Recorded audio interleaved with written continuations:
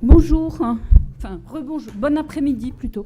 Donc je prends la place de Patrick Moquay, qui donc malheureusement n'a pas pu nous rejoindre pour cause de Covid. Donc je vais, au pied levé, introduire cette troisième session sur l'évolution des formations contemporaines à l'international. Alors la particularité, c'est que nous allons avoir 3 interventions en langue anglaise.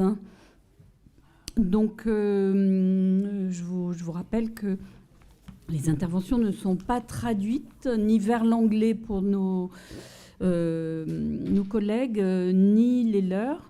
Par contre, il y a dans la salle une de nos doctorantes paysagistes qui s'appelle Suzanne Carn, qui lève la main actuellement et qui est bilingue et qui se fera un plaisir de vous aider si besoin ou de traduire des questions, mais pas l'intégralité du speech.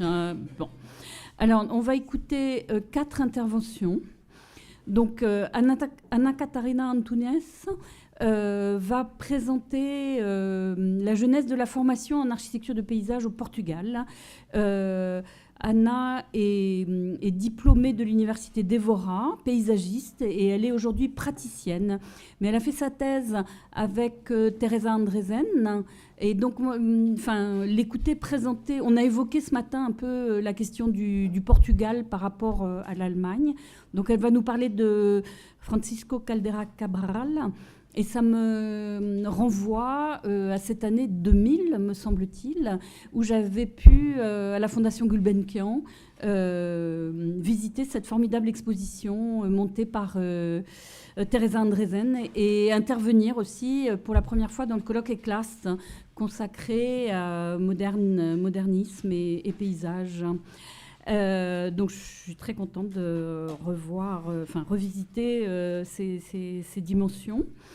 Donc comme on l'a évoqué ce matin, ça renvoie aussi à la formation qu'est allée chercher Cabral en Allemagne.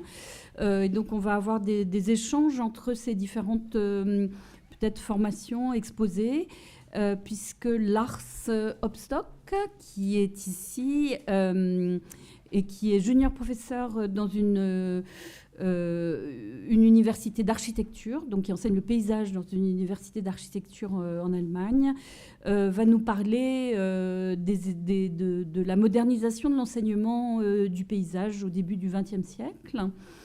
Donc j'espère qu'il pourra y avoir des croisements. Donc ces 2 présentations seront en anglais et seront suivies de l'intervention de Claudia Marquez, qui va nous parler de la formation de paysagiste au Chili.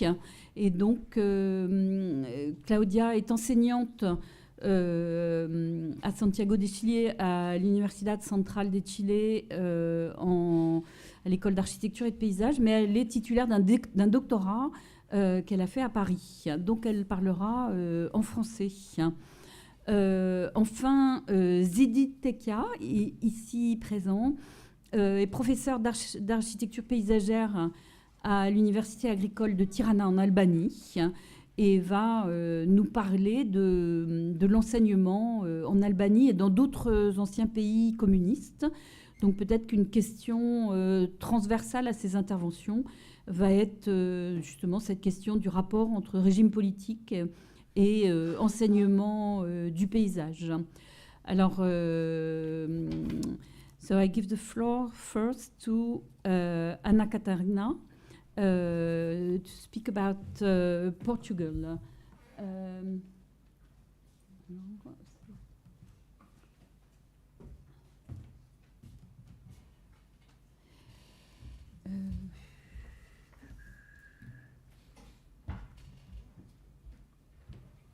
Okay, thank you. Thank you.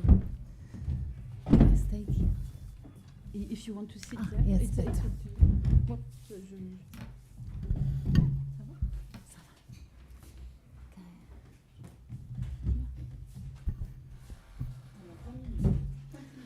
Okay, thank you very much.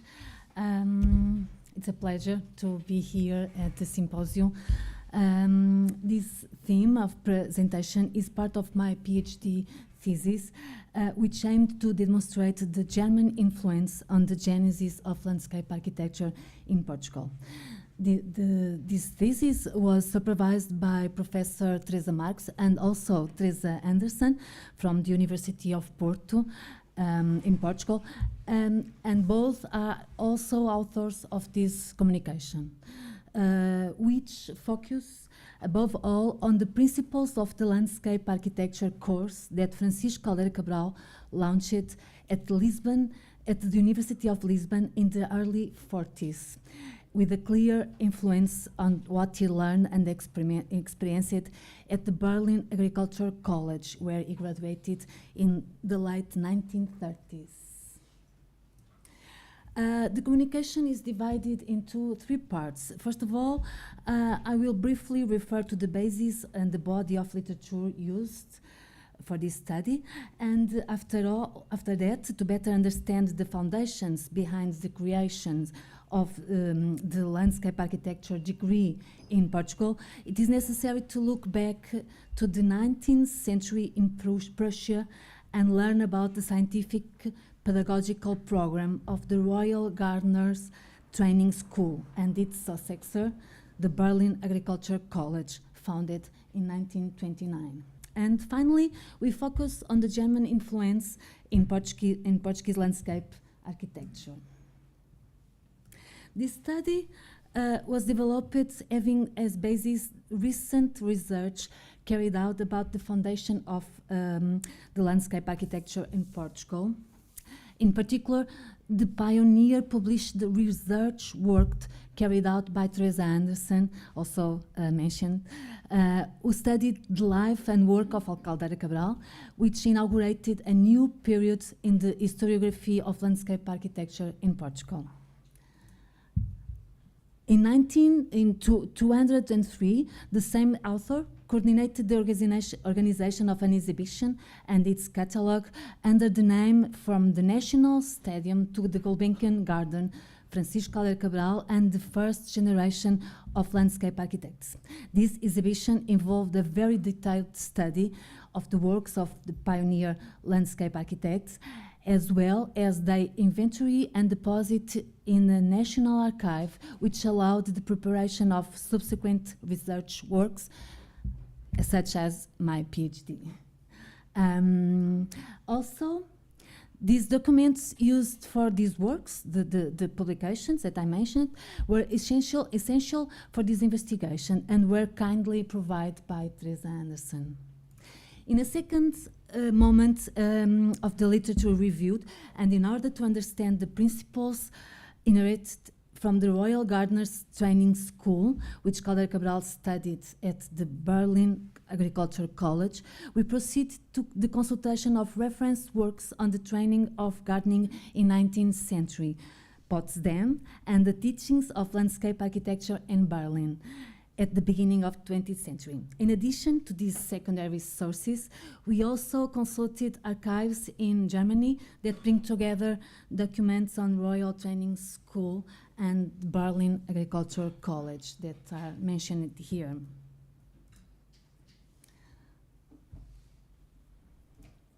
The data obtained on the origin and organization of the Royal Gardeners Training School from Potsdam and also Berlin truly surprised us, both with regard to the strong ideology that was the basis of its foundation and the innovation of its curriculum. The creation of the school, approved in 1823 by the Prussian King Friedrich William III, was one of the actions taken by the Prussian state to solve the devastation economic and social effects of the Napoleonic Wars in the early 19th century.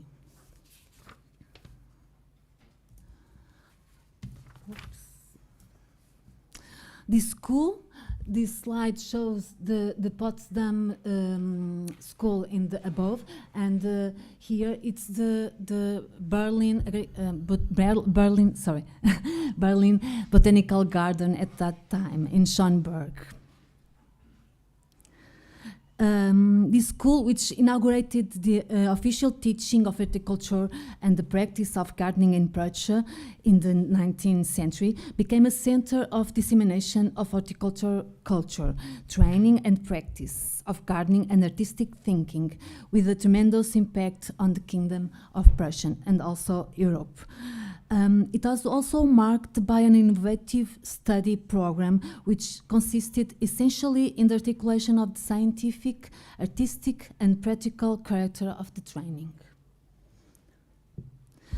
The school also distinguished itself by the strong connection with the design of parks and gardens.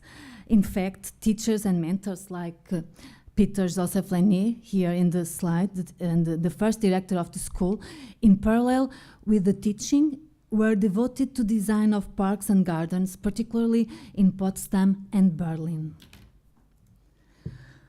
Because the lacking of scientific contact and proximity to other specialized institutions, the Royal Gardeners Training School, first of all in Potsdam and Berlin, transferred to Berlin-Dahlem in 1903. Here, together with the new botanical garden, experimental fields that today correspond to the Humboldt University, a unique concentration of science and teaching in the horticulture and agriculture sector has been created in Berlin. 5 years later, in 1929, the degree of landscape architecture was approved. Its first directors were Erwin Barth and Wipkins. This last one was the Caldeira Cabral's teacher when he went to Berlin in 1930s.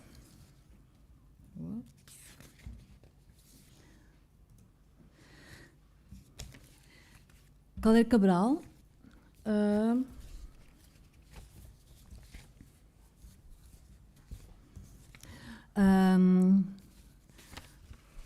sorry. This school.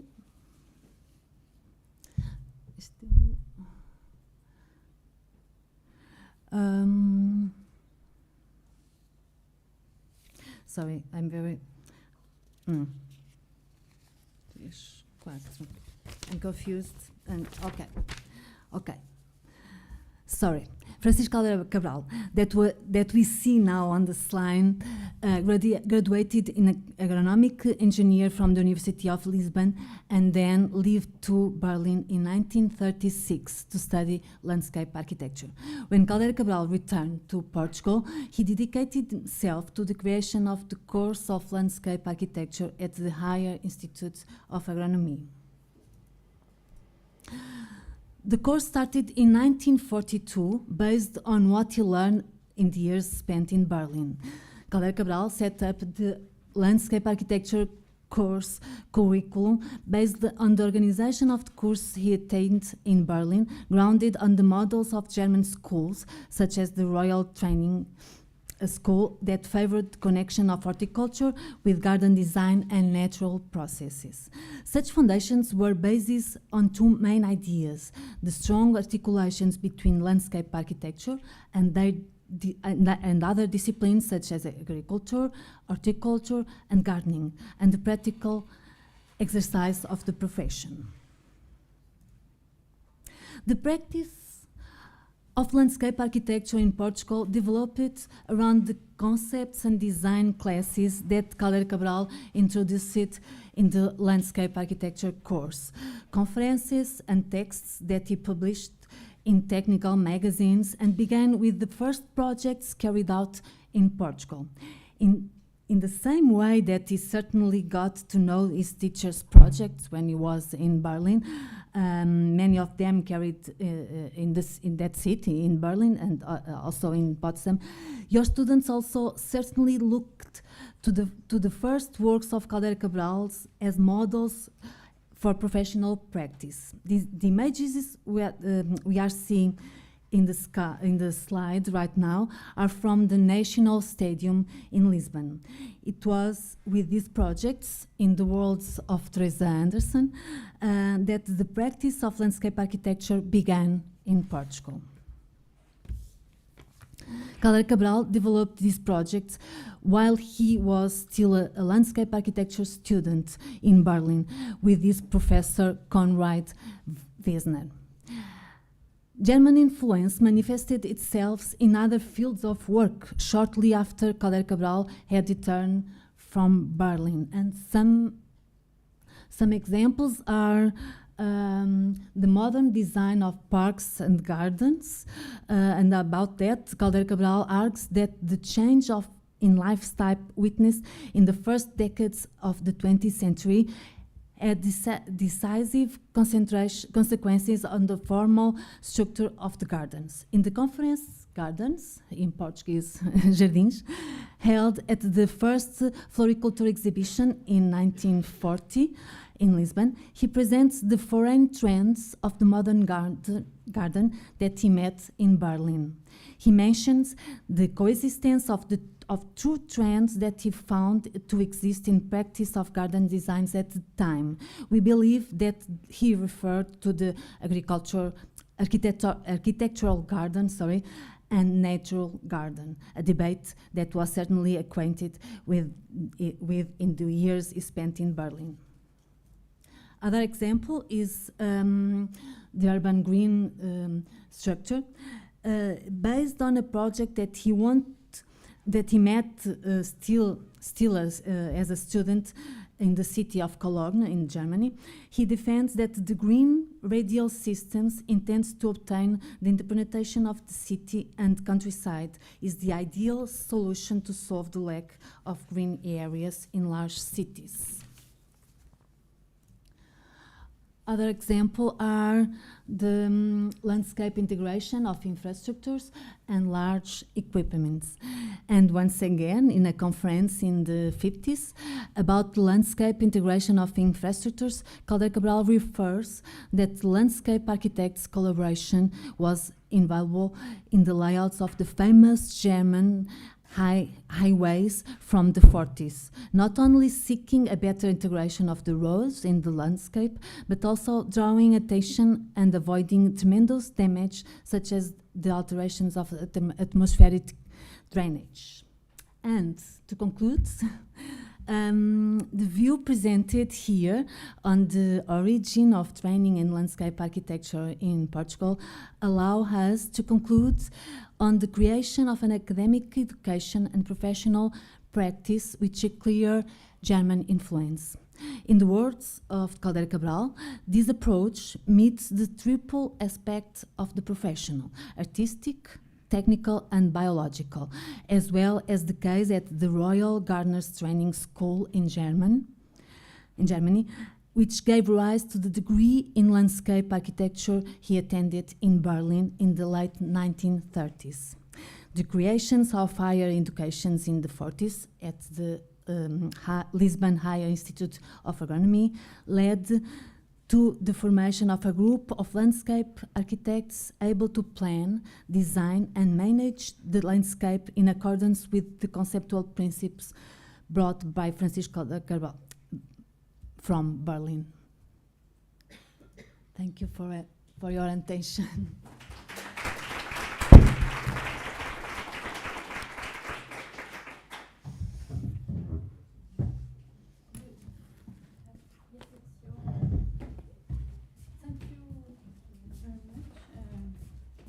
Catarina.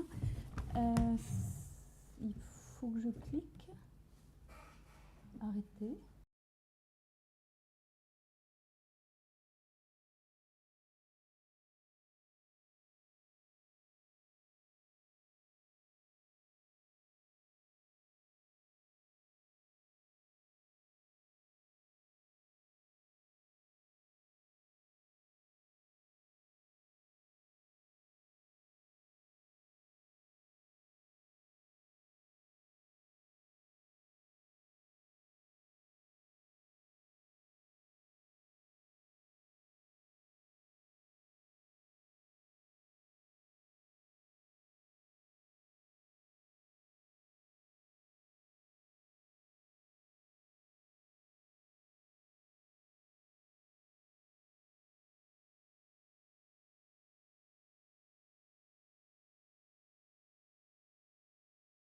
with junior professor in University of Architecture in Germany. Qu'est-ce que... Attendez, je cherche le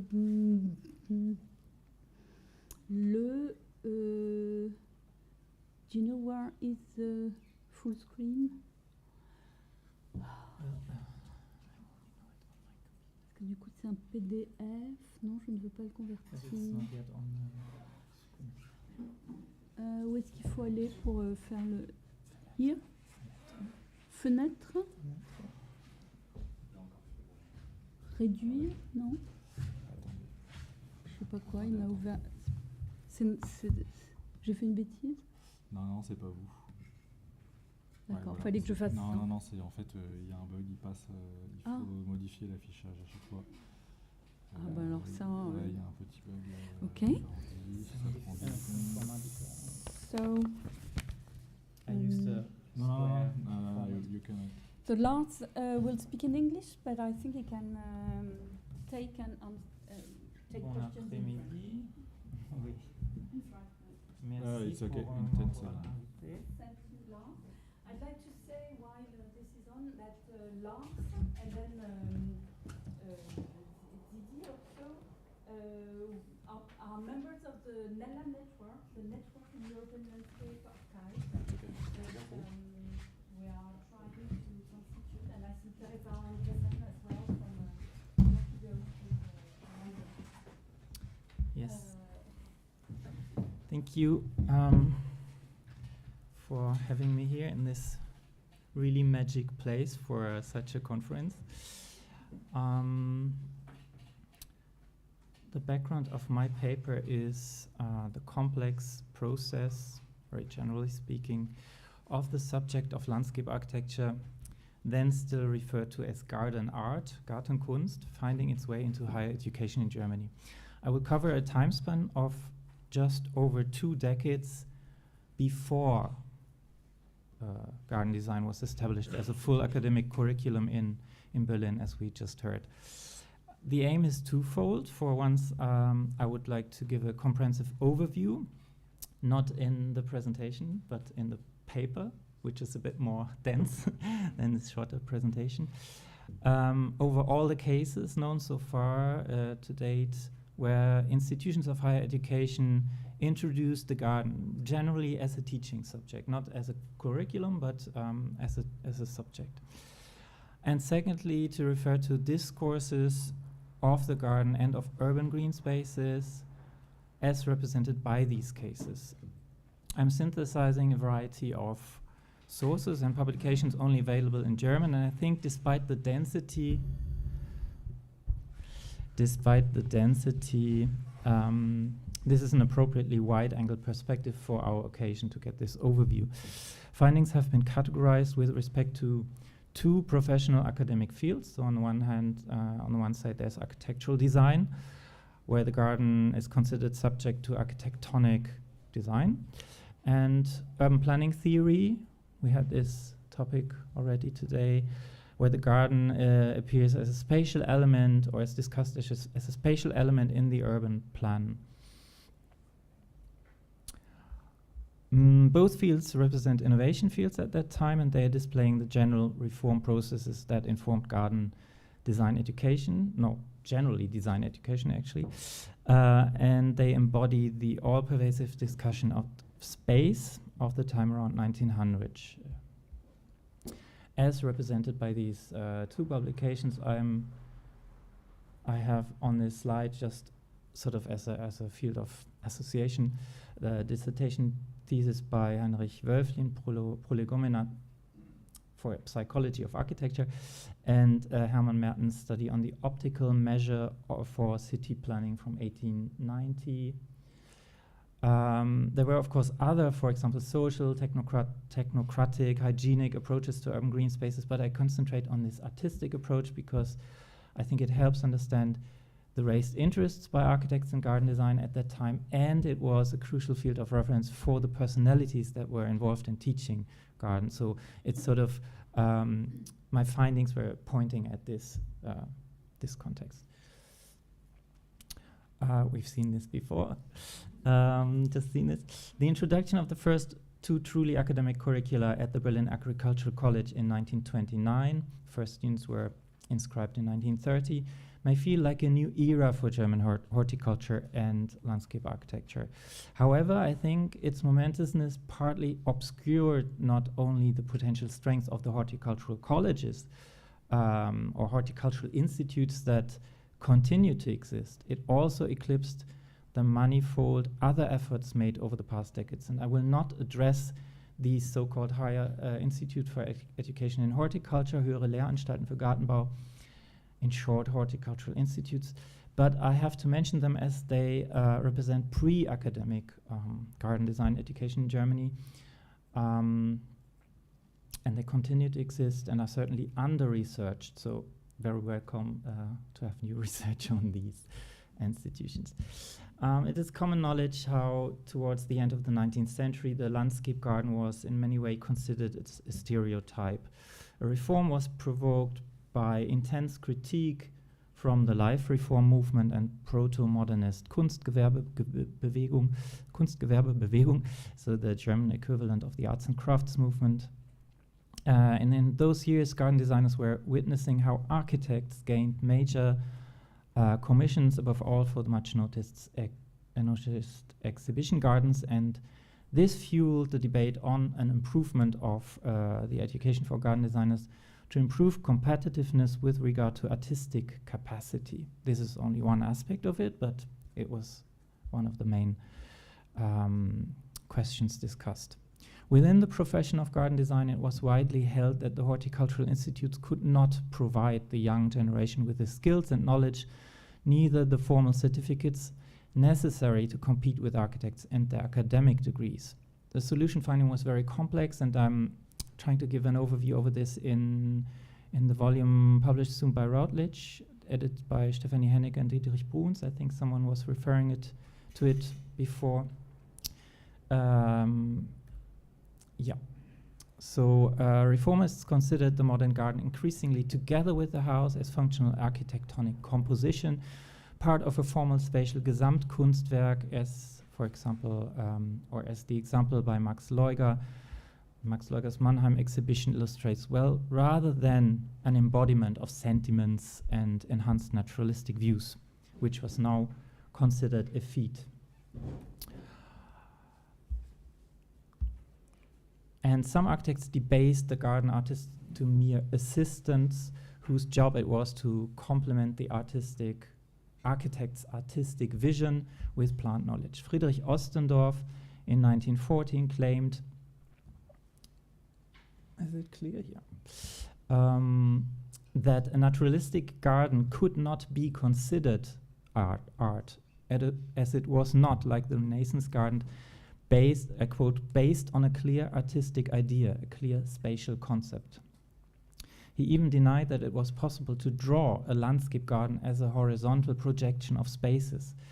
In his view, the increasing use of the term space in contemporary garden publications, and he was actually indirectly referring also to Leberecht Migge, for example, was mainly big talk in order to appear modern.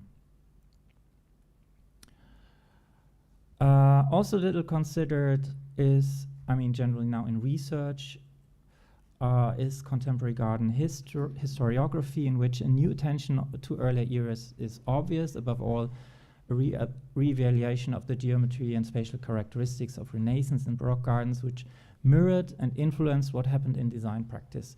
So garden historiography also documents this shift away from the romantic, idealistic tradition towards a new focus on formal analysis and spatial perception. And this was also one reason for the appearance of the subject in architecture schools.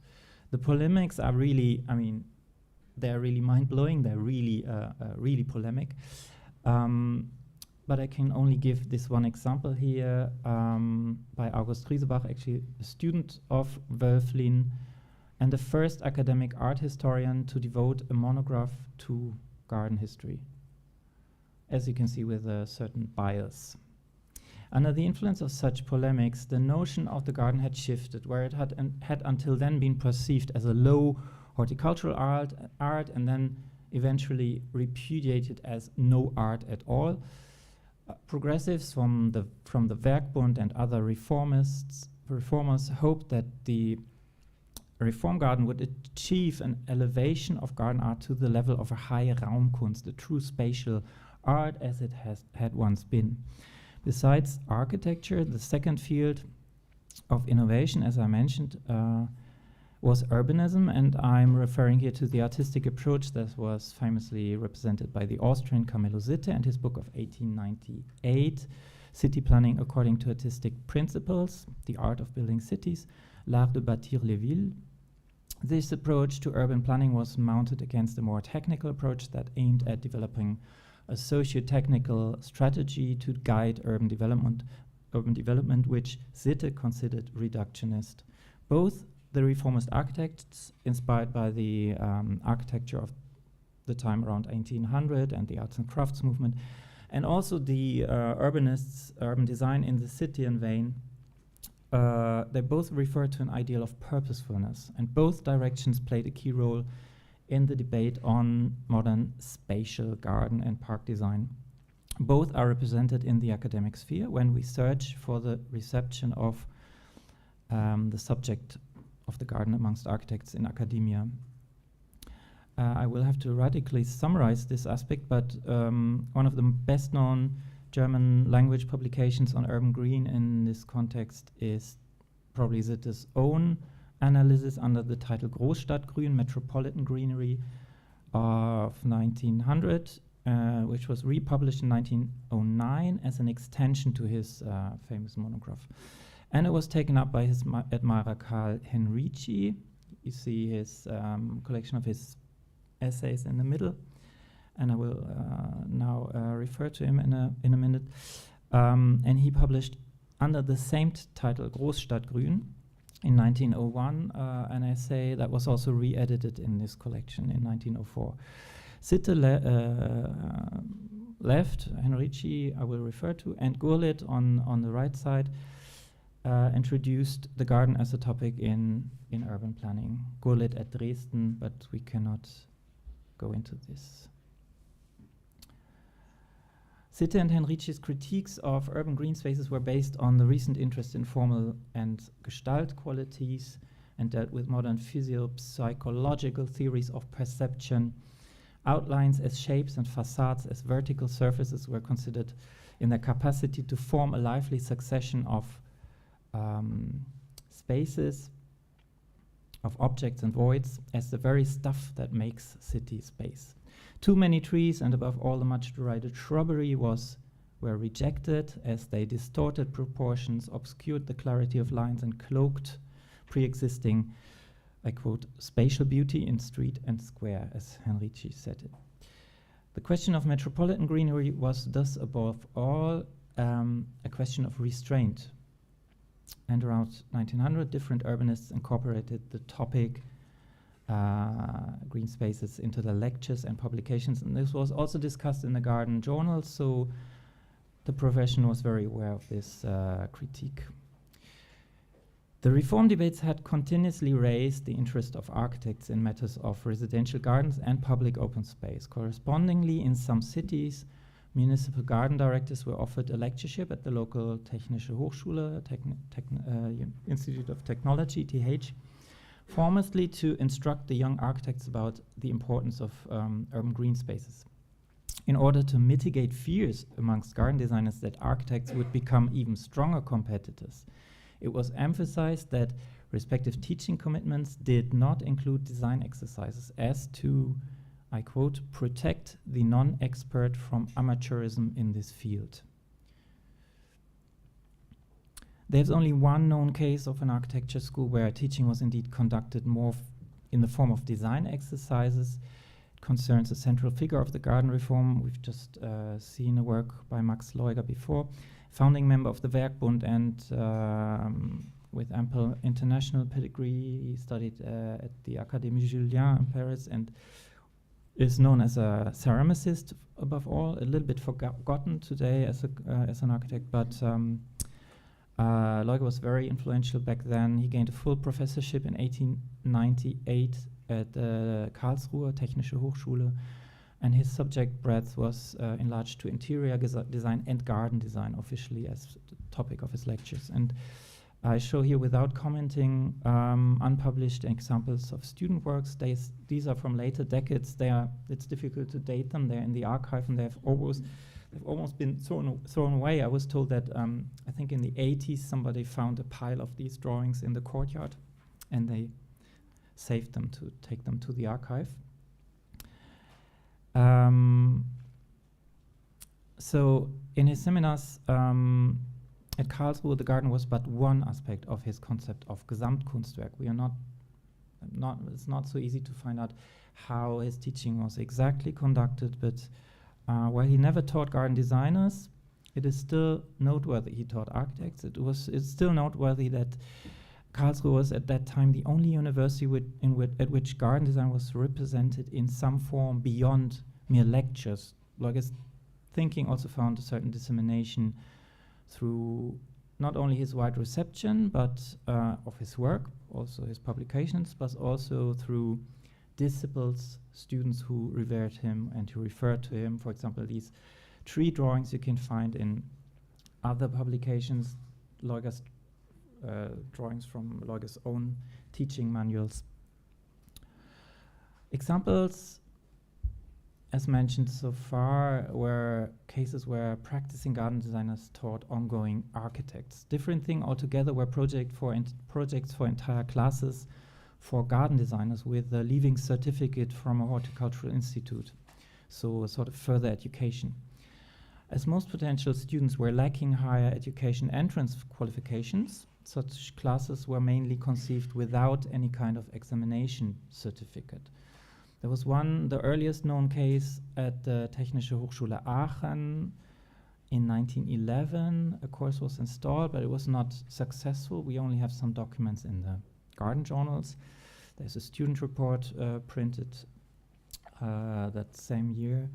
And Carl Ricci was part of the faculty, and according to this published student report, it was the aim of the course to enable garden designers, I quote, to rhythmically and organically insert his parks, cemeteries, city squares, and other public places into the cityscape, and then to design the details based on general artistic conceptions. So we can really hear how Henrici's approach and the Citian perspective resonates here.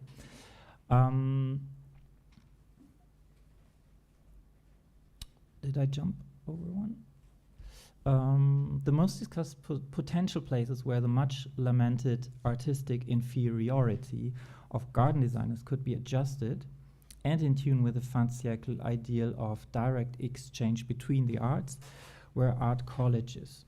One reason was that anyone with a low secondary education degree could enroll, and garden designers typically had no matriculation standard. So, on the other hand, the disadvantage was that art colleges, of course, did not convey academic degrees, and on par with those that architects could gain at the Technische Hochschule. With the foundation of the new Museum for Decorative Arts, well, maybe I cut this short a little bit, but with the reform of the decorative arts after the model of the British model with the South Kensington Museum, Germany also established museums for decorative art, and around 1900 a new type of art college was often associated with these museums, colleges for decorative arts, Kunstgewerbeschulen. And these were places of innovation and led usually by progressives. And interesting is that many of the personalities who directed these new colleges, such as Peter Behrens at Düsseldorf or Bruno Paul at Berlin, were also known as innovative or modernist garden designers. Slightly forgotten today, but with important contributions around 1900, 7, 10, 11. And there are at least two cases, not addressed much in research, in which garden design classes were introduced at art colleges. In Berlin, here we see a study plan from, it's a bit later, this is from 1927, but There's a brochure by the director Bruno Powell, published in 1919, that lists Gartenkunst alongside architecture and interior design in the section Baukunst, and there's also talk of a class of garden design. So there was some quite an intense engagement with the garden, and it's as I said, it's very little researched.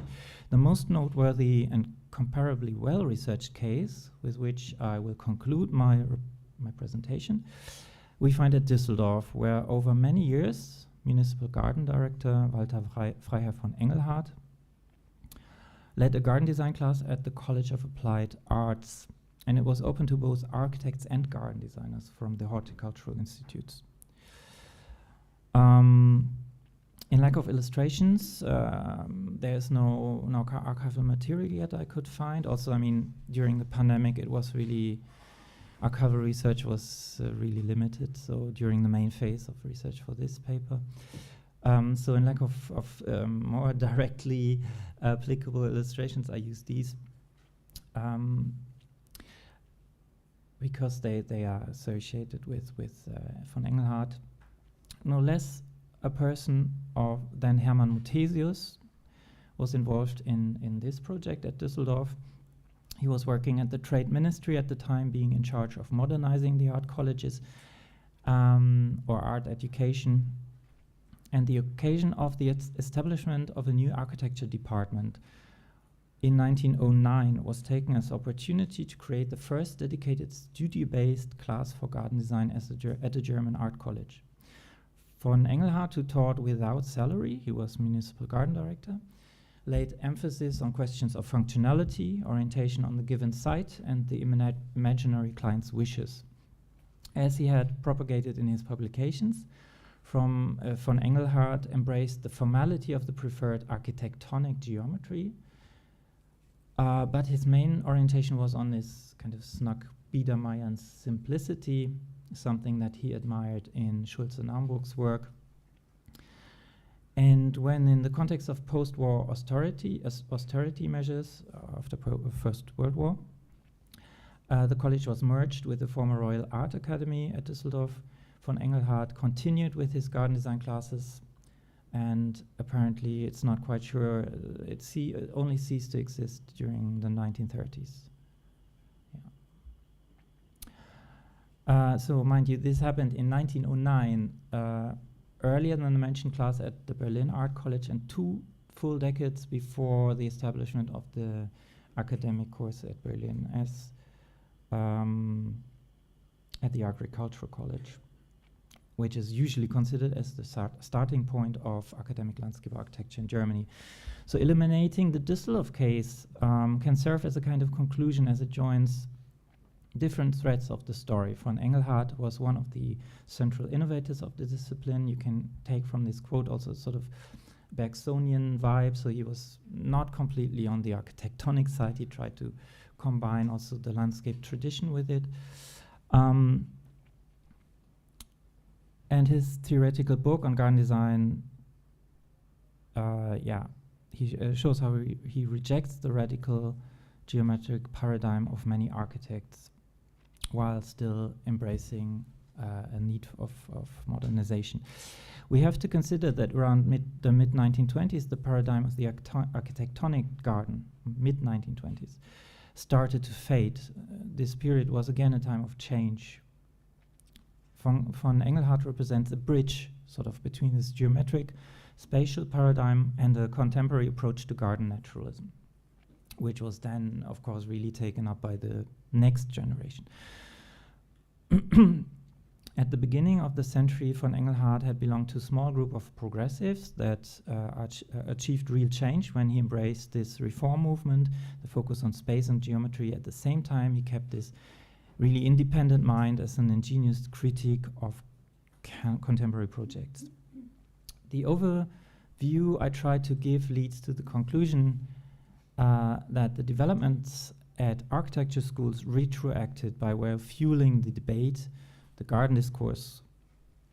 Cases where the subject of garden design found entry into architecture curricula were discussed intensively within the discipline of garden design. Naturally, the introduction of a full academic curriculum or 2 curricula in horticulture and garden design at Berlin in 1930 brought the German profession into a completely new position, but widening the perspectives shows how schools of architecture were a relevant field of innovation, and by fueling these debates and fostering a culture of critique, they contributed to modernizing early German landscape architecture and to lead the field step by step, slowly towards this new academic era. Thank you very much.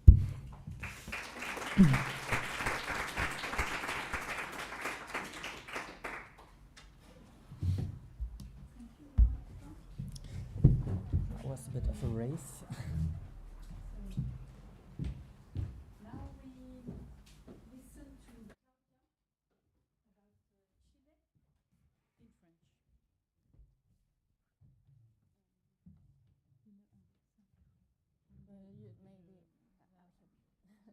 French. C'est bon, c'est bon. Alors, c'est... Oui, c'est ça. C'est là, ouais. Voilà, ben, bravo. Ça c'est fait.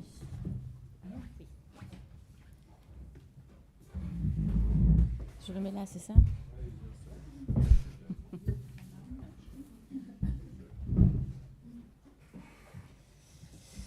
Ok. Donc bonjour à tous et toutes et merci aux organisateurs de ces colloques. Je vais vous présenter donc la formation des paysagistes au Chili de 1960 à nos jours, Émergences et évolutions comparatives des deux cursus universitaires de premier cycle. Donc l'histoire de la formation universitaire de paysagistes au Chili est encore peu étudiée. Nous avons analysé le contexte de naissance et d'évolution des deux cursus universitaires de premier cycle, Universidad de Chile entre 1960 et 1980 et la Universidad centrale depuis 1988. Ici, il faut préciser qu'au Chili, la plupart des formations universitaires de premier cycle, équivalentes à la licence européenne, ont une durée de 5 ans. Donc, en première approche du sujet, en 6 décennies, la formation des paysagistes passe du paysagisme appliqué au design paysager d'espaces verts extérieurs et se déploie enfin à l'échelle du grand paysage. Outre l'augmentation de l'échelle et des champs d'action et la disparition progressive d'aspects liés au jardinage et au design, l'analyse de ces deux formations permet de retracer le développement d'une discipline encore souvent incomprise, qui se redéfinit constamment pour s'adapter aux enjeux sociaux. Pour retracer ce passé méconnu, nous avons analysé les programmes de formation, leurs évolutions et leurs caractéristiques principales à partir d'entretiens effectués auprès d'acteurs clés de ces deux périodes. Et également, nous avons étudié les publications pédagogiques pour décrire leurs contenus généraux. Nous allons donc aborder dans une première partie les avancements effectués à l'Université de Chile pour ensuite passer au relais de la Universidad centrale et nous finirons avec une conclusion. Commençons donc par le début d'un enseignement universitaire au paysage. Le paysagisme comme discipline universitaire débute dans les années 1960 dans l'Université de Chile au sein de l'école d'art appliqué, projet pédagogique d'enseignement de l'art et du design détaché de la tradition décorative des beaux-arts pour développer un art national et moderne pourvu d'une fonction sociale. Le programme de la formation, intégral et novateur, associe alors des disciplines générales comme la décoration d'intérieur et des ateliers de spécialisation comme ébénisterie, délivrant un diplôme d'artiste ou d'artisan. L'écart entre artistes et artisans ne cesse de croître, surtout lorsque des architectes sont intégrés au personnel enseignant de l'école. Parmi ces derniers, Ventura Galván, qui va articuler l'atelier de décoration d'intérieur. Galván va prendre ensuite la tête de l'école d'art appliqué en 1957, et vers 1960, il est approché par Álvaro Kovačević. Kovačević était un paysagiste autodidacte qui propose à Galván d'appliquer les arts au paysagisme. Il développe ainsi un cours de paysagisme appliqué comme une matière générale obligatoire de l'atelier de décoration d'intérieur. Dans ce cours théorique et pratique, le paysagisme est orienté vers la question des plans d'intérieur et de l'aménagement des petits espaces associant intérieur et extérieur.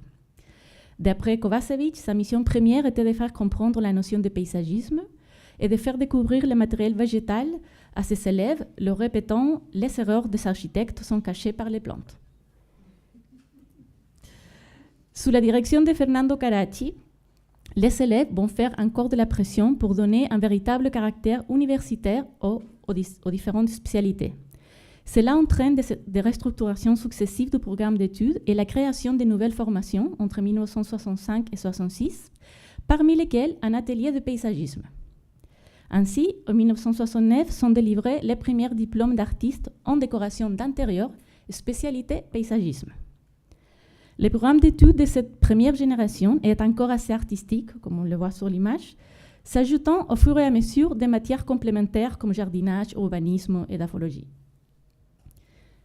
Dès 1967, le projet aborde des grands espaces extérieurs, définitivement séparés de la décoration d'intérieur. Ici, on voit des projets, une maquette d'un parc urbain, développé en atelier de 4e année, et aussi le processus de réalisation du parc visuel Pudahuel pour le nouvel aéroport, projet de fin d'études collectives des élèves de cette première génération de 1969. Le mouvement étudiant se poursuit et donne lieu en 1968 à la réforme du nouveau statut universitaire qui va diviser les cours d'art appliqué entre un département artisanat et un département design. Parmi les 5 nouveaux métiers du design figure design paysagiste. Au cours de ces réformes, Kovacevic quitte l'enseignement et son jeune assistant Ernesto Ortiz devient coordinateur du cursus et en charge de l'atelier de 12e année. Durant cette période d'affirmation de nouveaux programmes, sont intégrées de nouvelles matières et de nouveaux enseignants, notamment l'architecte Carlos Matner, qui va encadrer l'atelier de paysagisme de 3e et 4e année, aussi Luis Bianchi et l'une des premières diplômées, Maria Elena Valencia. Pour cette nouvelle formation, qui se construisait sur le moment selon les besoins, on cherchait de façon intuitive à donner du poids à la discipline comme un équivalent de l'architecture et non son complément. Jusqu'alors, les parcs importants avaient été réalisés par les Français, tous ces paysagistes qui arrivaient, et généralement, c'était les agronomes qui s'y consacraient, mais sans aucun regard plastique, pas de planification et pour nous, il devait y avoir un rapport entre l'architecture et les paysages, un dialogue, nous dit Ortiz. Ici, on doit remarquer la figure de Carlos Matner, précurseur de l'architecture des paysages modernes et de son enseignement au Chili. Et c'est grâce à lui qu'entre 1970 et 1973, le domaine se stabilise et se structure comme une spécialité dont il devient le professeur en charge.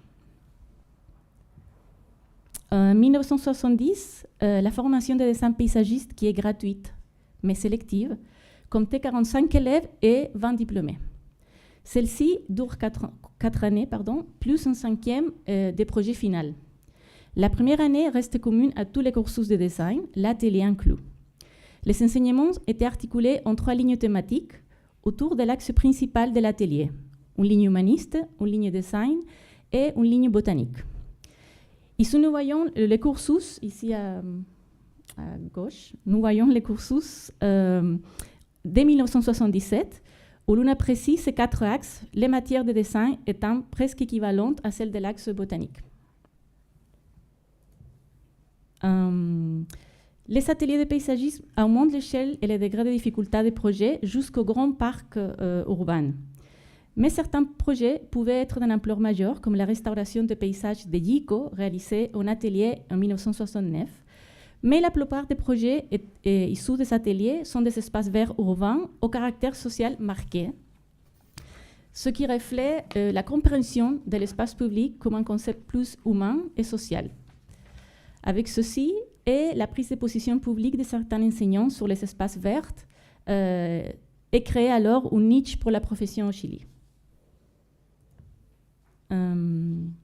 Emblématique parmi ces projets sociaux fut la participation en 1970 d'enseignantes et de 6 designeuses paysagistes diplômées ou stagiaires et un événement paysager marquant du gouvernement de la unité populaire au Chili, la rénovation du parc O'Higgins, datant du 19e siècle, choisi par le président Allende lui-même pour être réaménagé en un grand parc populaire à Santiago, projet qui a été dirigé par Matner.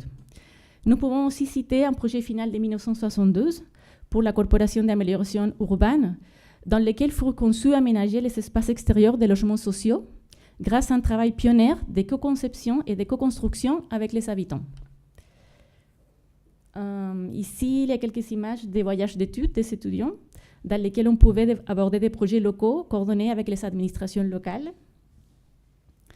Voici quelques captures d'un écran d'une vidéo promotionnelle du département réalisée entre 1974 et 1975, où l'on peut distinguer l'espace de travail de l'atelier ainsi que les travaux horticoles dans les serres.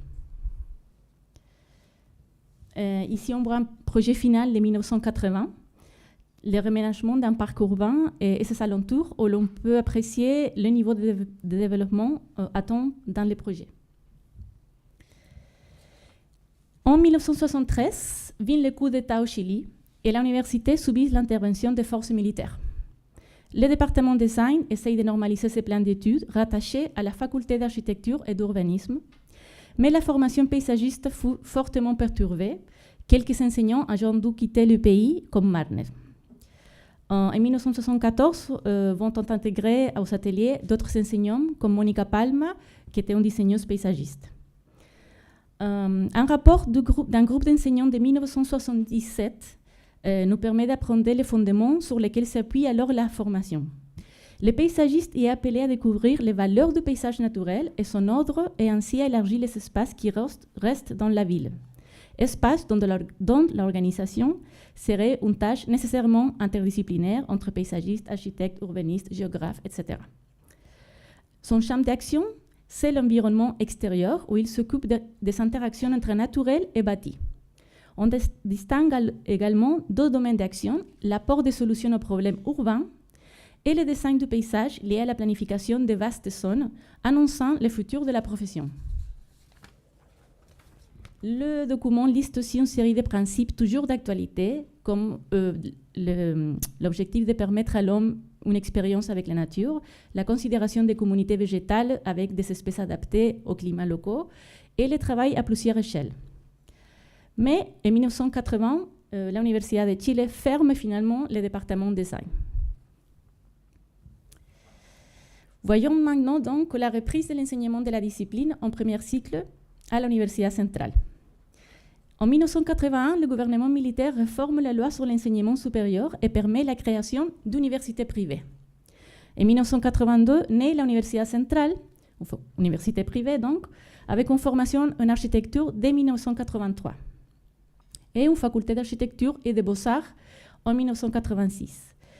Son premier doyen fut René Martínez, architecte urbaniste qui avait dirigé la faculté d'architecture et d'urbanisme à l'Université de Chile entre 1973 et 1975, avant d'être évincé par l'arrivée d'un doyen désigné. De nombreux enseignants ont d'ailleurs été licenciés ou ont démissionné de l'Université de Chile et vont être recrutés par Martínez à l'Université centrale. Parmi eux, l'architecte Pablo Vodanovic, qui avait fait partie du département d'études et de planification urbaine et régionale dirigé par Martínez à l'Université de Chile. À l'époque, ni le concept de paysage ni celui d'écologie étaient tout à fait maîtrisés, mais on avait compris qu'il fallait organiser les territoires et les installations humaines.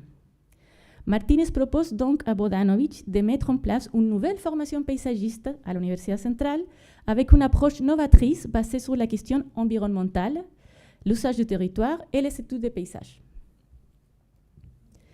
En 1988 est créé le cursus d'écologie et paysagisme au sein de l'école du même nom, dirigée par Vodanovic.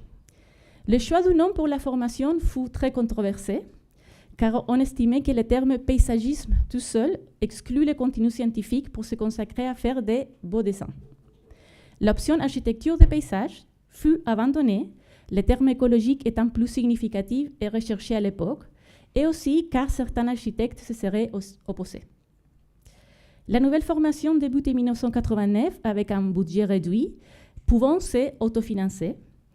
Et pour certains de ses premiers effectifs, le contenu de cette formation restait flou, et pour d'autres, c'était le cursus qui les attendait.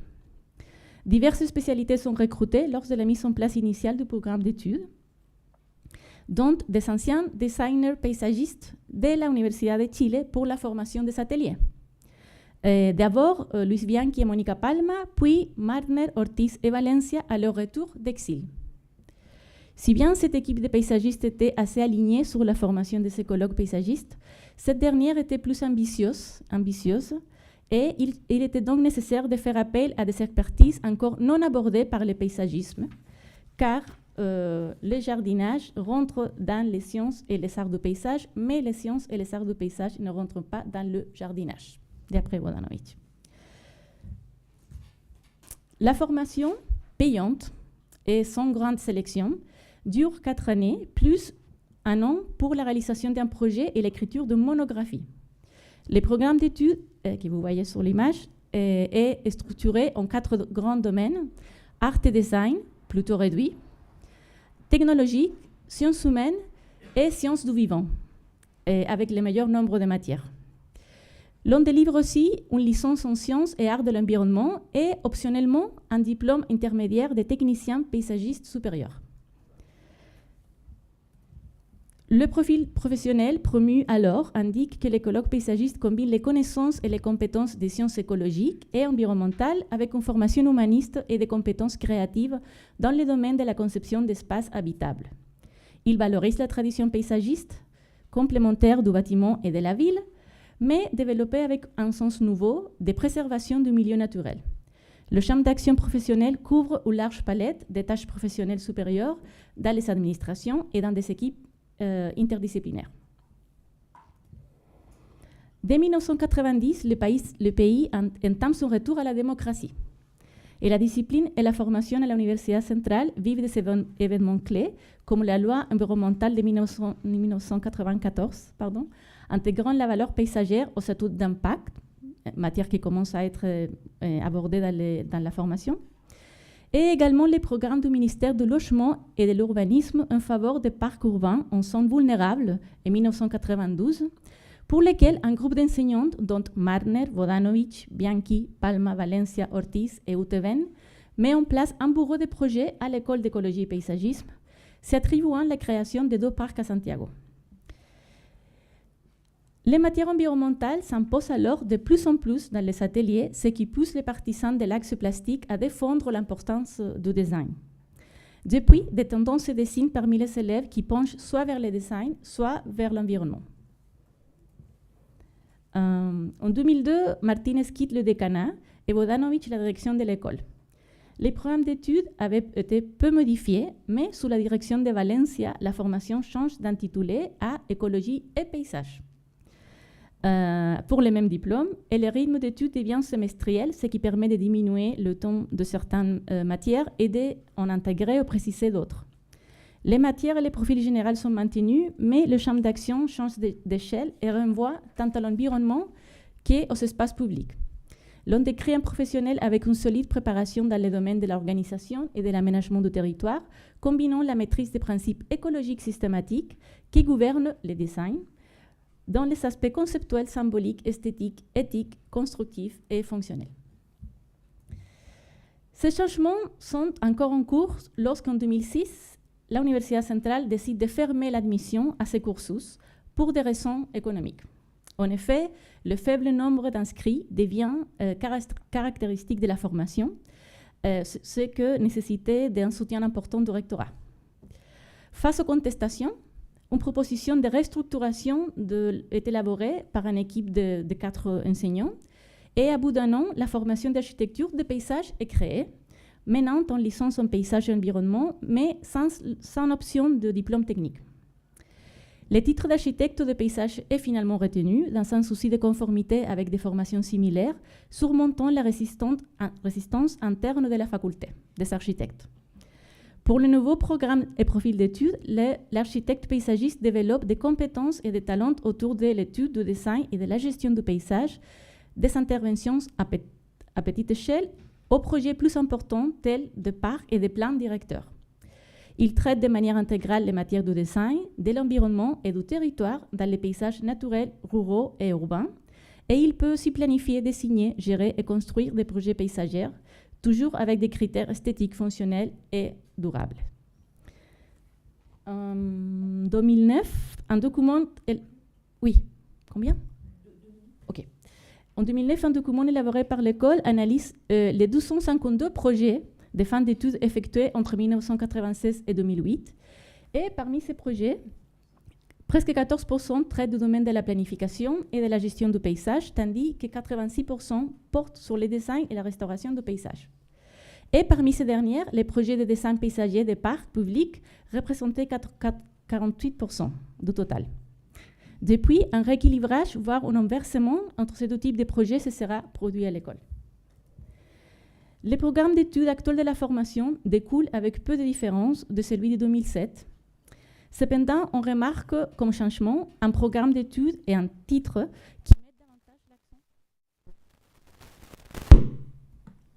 C'est bon? Ok. Cependant, on remarque comme changement un programme d'études et un nom qui mettent davantage l'accent sur l'axe des projets, avec des matières en commun avec les architectes en première année et par conséquent une réduction des matières environnementales. Ceci est perçu par certains enseignants de la spécialité comme une diminution de la rigueur scientifique de la formation et aurait entraîné également une désertion des étudiants.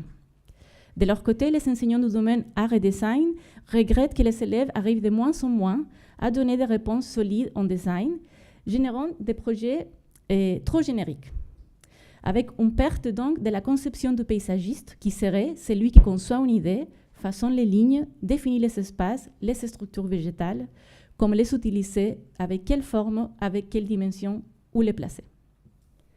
Toutefois, ces choix de réduction des contenus ont permis de ne pas retarder les temps d'obtention du diplôme, mais surexigés aux universités depuis 2005. Avec d'autres changements récents, notamment la fusion des facultés et de l'école d'architecture et d'architecture de paysage, la résolution de ces problèmes se trouvera peut-être dans un nouveau programme d'études qui devrait bientôt voir le jour. Pour autant, la formation des paysagistes à l'Université centrale dure depuis plus de 30 ans et reste unique au Chili en premier cycle universitaire. Comme conclusion, indiquons que la société chilienne commence à former ses propres paysagistes dans le contexte idéologique réformiste des années 60, lorsque le monde artistique et les projets éducatifs nationaux se cherchent une modernité propre dans un contexte d'intégration sociale et disciplinaire. La formation se déploie depuis l'agencement des plantes intérieures jusqu'à l'espace extérieur des jardins, des espaces verts en ville, pour enfin passer à l'échelle des paysages urbains, ruraux et naturels, avec la redéfinition de la tradition paysagiste dans les années 90 et son rapprochement avec les enjeux territoriaux et environnementaux. L'affiliation de la formation de l'Université centrale par rapport aux avancées acquises par l'Université de Chile est d'une part évidente. Dans cette dernière, assez rapidement, apparaissent des concepts clés encore aujourd'hui, comme la multi-échelle, la durabilité et les considérations sociales. Pour d'autres, pourtant, l'Université centrale aurait essayé de se différencier en adoptant un profil paysagiste plus complexe et scientifique.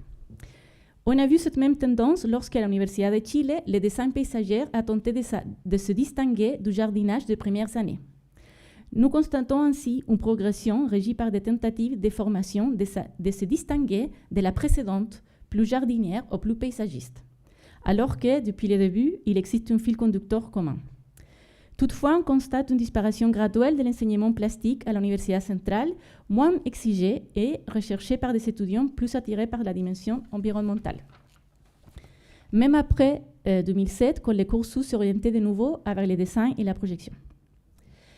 La discipline, en relation avec des préoccupations sociales, s'adapte, se transforme dans le temps, amenée par des professionnels visionnaires, cherchant toujours et encore sa vraie vocation, dans un chemin qui n'a pas été facile, avec des fermetures de programmes d'études. Davantage axé sur le design, ou plutôt territorial ou environnemental, artistique ou scientifique, tel est le questionnement fondamental d'une profession encore incomprise et rare, partagée entre l'action humaine et les milieux qui semblent toujours en construction. Au Chili au moins. Merci.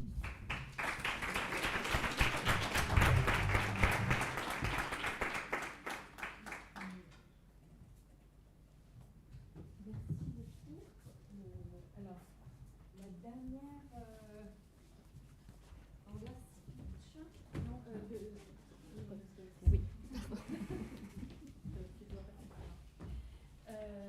Et donc, Zydi Teqja et Albert Karaj.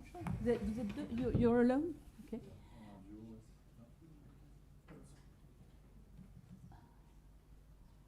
Alors, c'est où déjà ce truc?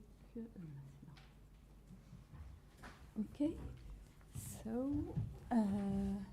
thank you, Zydi. The floor is yours. Good afternoon.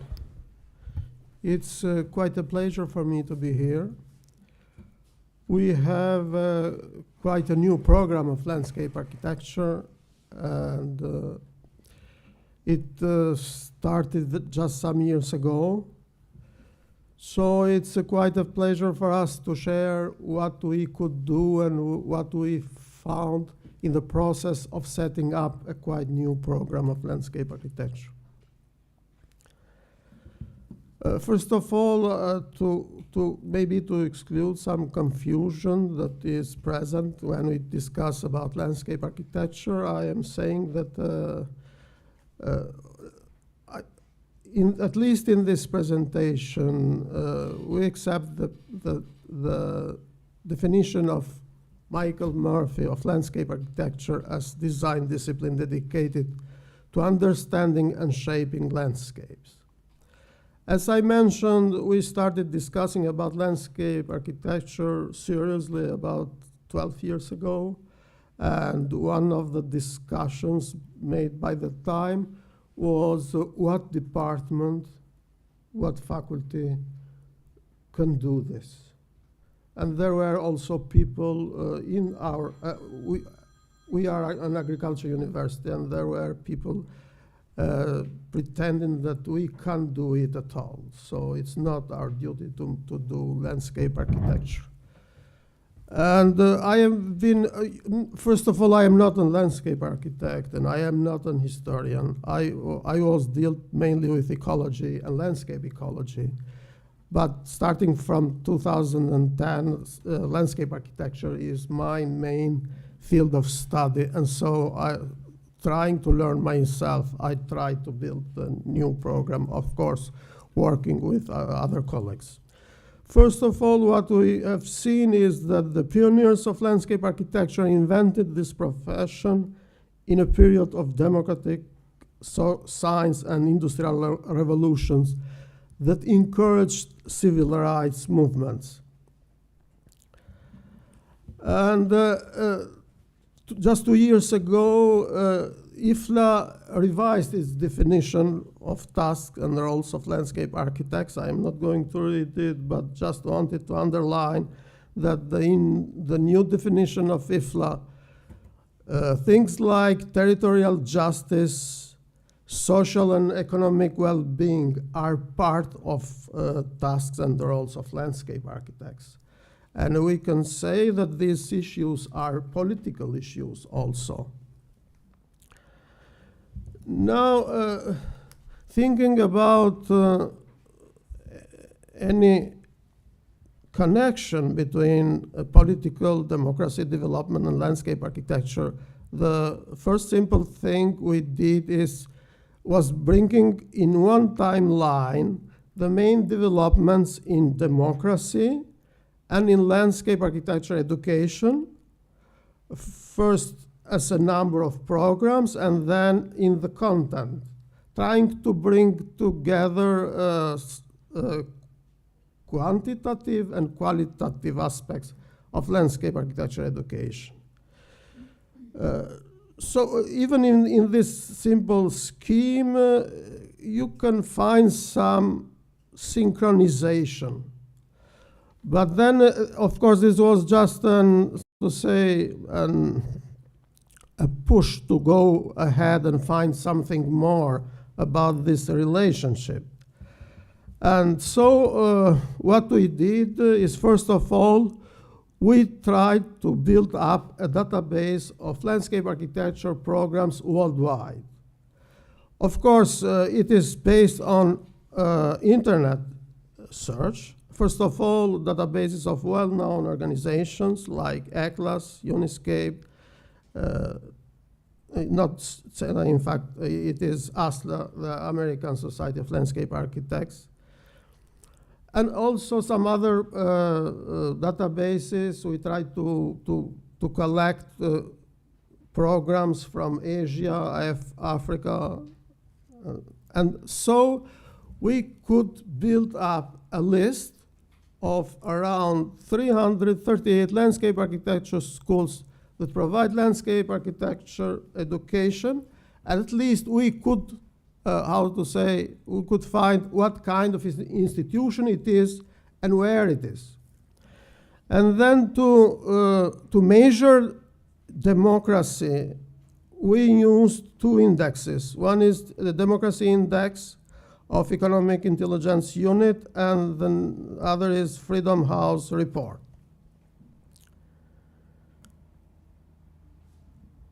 Now, for Albania, we have seen the chronology of political and education developments.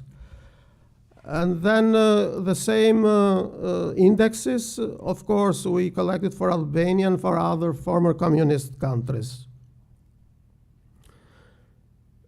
Now, this is the first simple thing you get from our databases.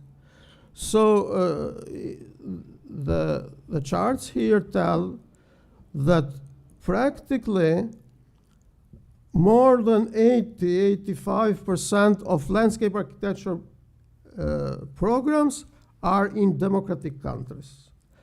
And you have just, at any case, less than 10% of the programs in authoritarian countries. Of course, we can't pretend that we collected every program worldwide, but we believe that we collected the programs that are visible somehow. So they are somehow consolidated.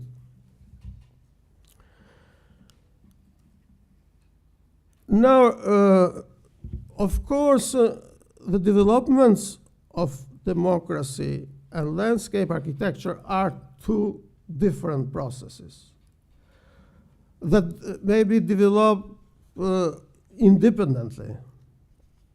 But our hypothesis is that the development of landscape architecture education and the profession of landscape architects needs a democratic environment.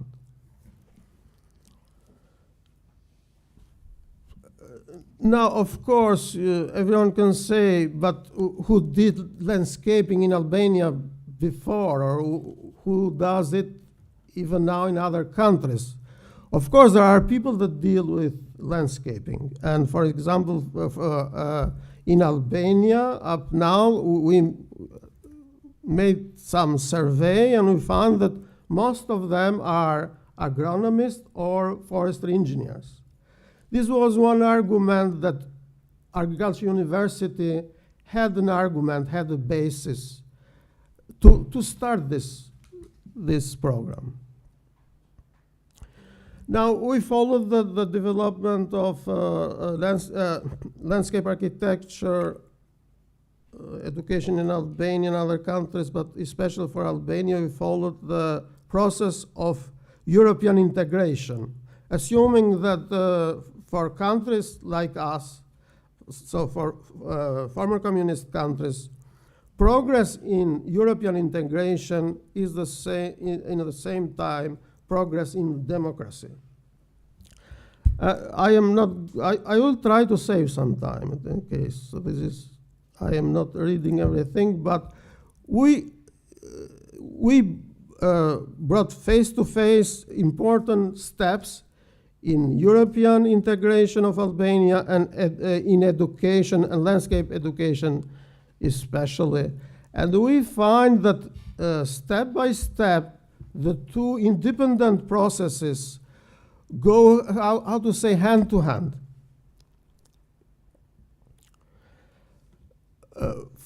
For example, we started the negotiation process on the stabilization and association agreement with Albania after 2005, and it was time we applied also the Bologna declaration and started the process of Bologna. Then Albania got the status of a candidate country it was 2011, 2015, this period. it was the time when we started a professional master program for horticulture students in landscape architecture. And it corresponds that the period when the Commission recommended the launching of negotiations with Albania is the time when we started the first bachelor degree of landscape architecture in Albania. And it is also the time when we adopted the European Landscape Convention. Now, for former communist countries, we could identify 14 former communist countries out of 28 that have landscape architecture programs at the university level. And practically most of them are in democratic countries. Just one is in one hybrid country, in authoritarian country. Now, regarding the profiles of faculties and departments, because this was one issue to be discussed also, in former communist countries, most of the programs are in the faculties of agriculture. And regarding the department name, most of them included landscape architecture in their name. They maybe are departments of horticulture and landscape architecture, but they have the name in the name of the department. So you see that there is a relatively high diversity of faculties and less departments. And this is why ECLAS, as maybe you know, has prepared, for years have started some projects trying to harmonize the different programs. And recently, I have been lucky to be part of the effort to make a common training framework for education in landscape architecture. This is the view for different continents, so worldwide. We can see that in European level and in USA, architecture and agriculture are close. It looks that in US, for example, the programs are more in the faculties of architecture, and in Europe are almost the same. Now, we try to find a fixed relationship between a number of programs of landscape architecture and indexes of democracy for former communist countries. And this is the picture of the graphs for overall democracy index and number of landscape architecture programs and Freedom House score. It looks that, so that the graphs tell us that the country should reach a certain level of democracy indexes, democracy standards, so to create the necessary environment for landscape architecture development. So as a conclusion, in our research, we found that most of the programs of landscape architecture are in democratic countries, so there is an association between democracy standards and landscape architecture education. For Albania, it took around 2 decades to progress from a simple discipline, in fact, of fundamental landscape architecture to a complete higher education cycle. The analysis of the experience of other former communist countries in Eastern Europe show that the progress in establishing democratic institutions and civil rights create the environment necessary for the development of the landscape architecture profession in these countries. That's all. Thank you.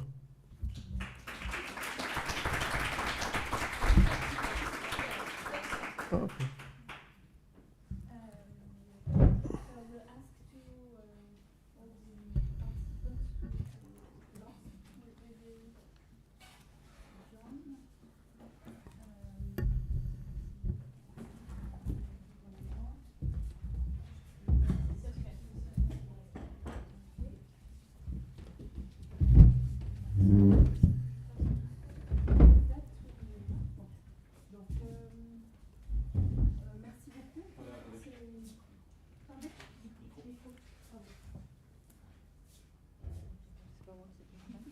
Merci beaucoup pour ces 4 interventions très intéressantes.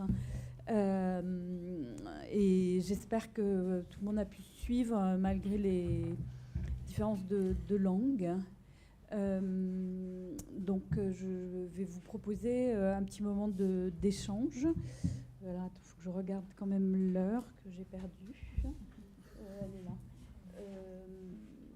Voilà. Donc on a un quart d'heure, c'est ça?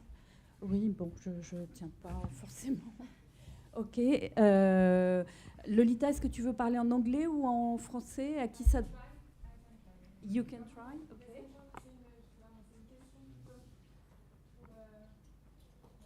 Pour Claudia? Mais Claudia, it's okay English as well for you? Or not? Okay, it's for you, Claudia. Okay, I do it in English, and you can go after. I try in English. Thank you so much for your presentation. It was very interesting. I had a question for you, Claudia. How is the graduate school now? Because you told us all the story, but now how it is in nowadays, and is there some relationship with public les instances publiques pour des commandes? Je vais la faire en français pour être sûre de bien être comprise. Je voulais savoir comment allait la formation aujourd'hui. Est-ce qu'elle se porte bien? Est-ce qu'il y a des questionnements toujours en interne sur son évolution? Est-ce que vous pouvez en dire un tout petit mot? Et puis, est-ce qu'il y a des relations avec la commande publique chilienne? Est-ce qu'il y a une ouverture à la commande publique pour le projet de paysage en ce moment ou de plus en plus? Voilà. Sans aucune connaissance de ma part sur le contexte.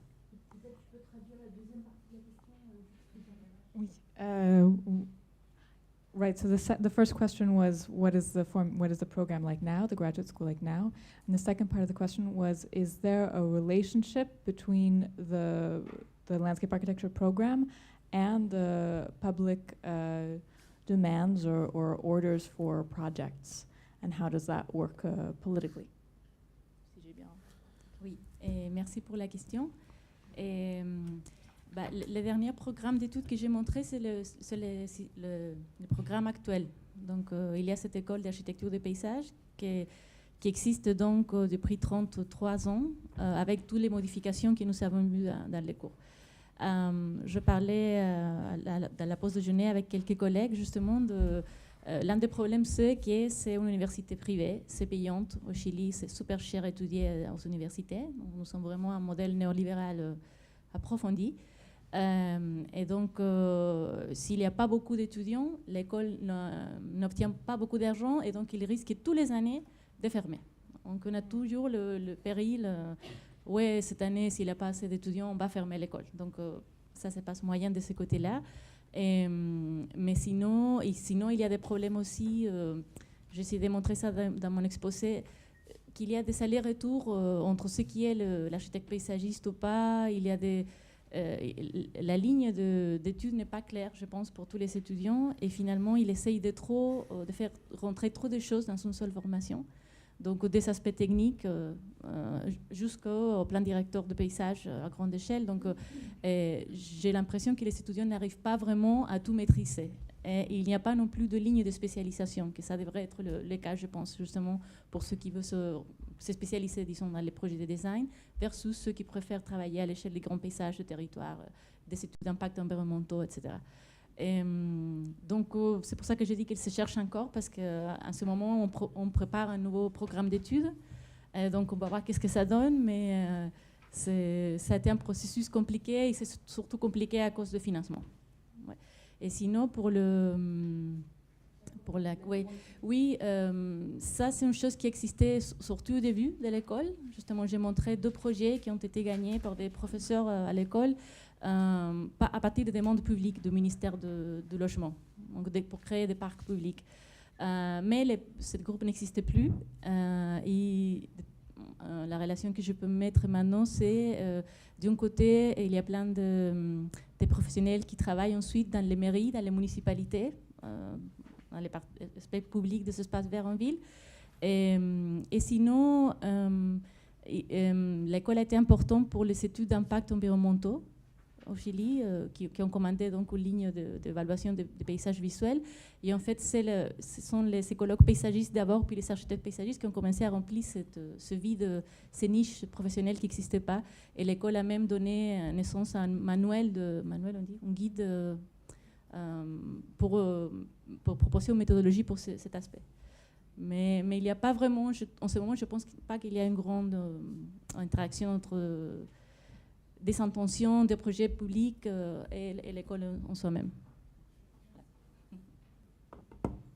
Une autre question?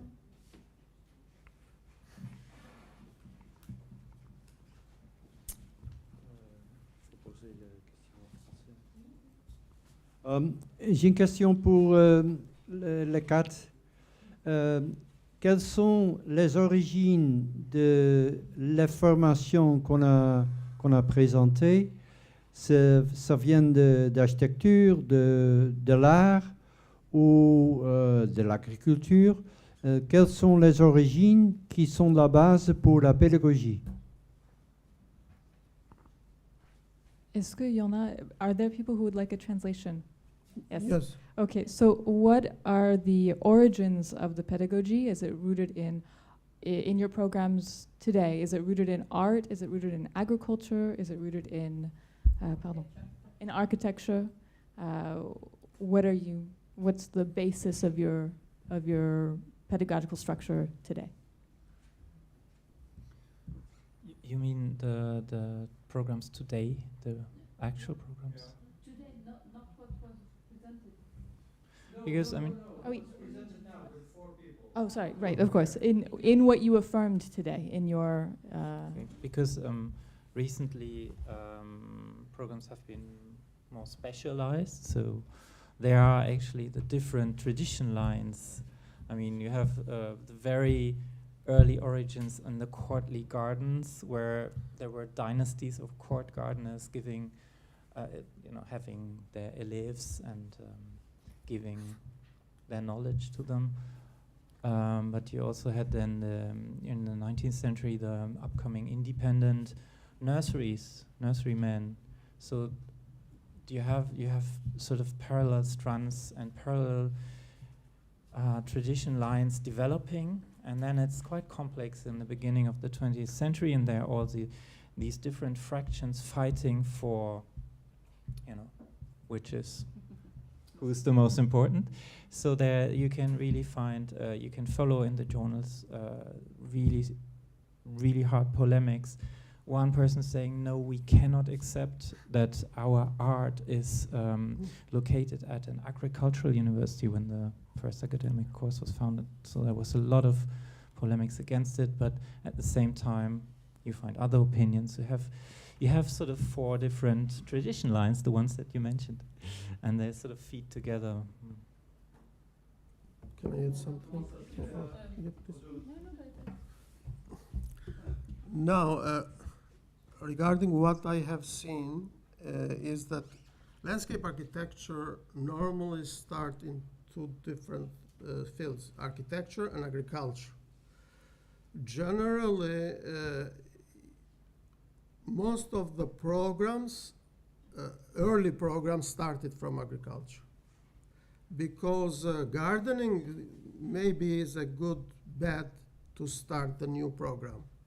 It is the same in the former communist countries. Most of former communist countries started landscape architecture from agriculture. Now, also I think that with the consolidation of countries and landscape architecture programs, there is a movement to architecture. I have heard, for example, that in Turkey there is a recommendation from, they have a higher education council, the programs of landscape architecture that are in agricultural universities or faculties to move to architecture. Personally, I can't pretend I am a high-level expert, but my feeling is that they both should exist. Thank you.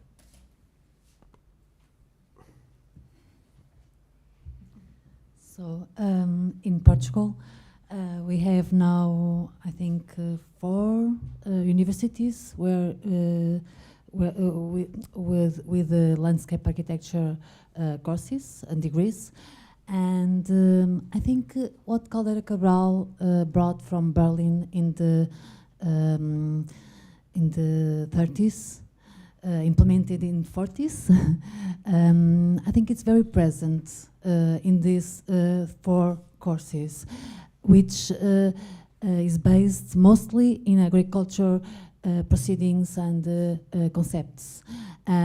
He in fact, is in the books, the papers he wrote, is very clear that the things that the concepts and things that he learned in Potsdam, in Berlin, the 3 aspects of the profession that I told, the artistic, technical, and biological, are very present. But besides that, is the agriculture concepts and bases that command all the guidelines to all of the courses right now in Portugal.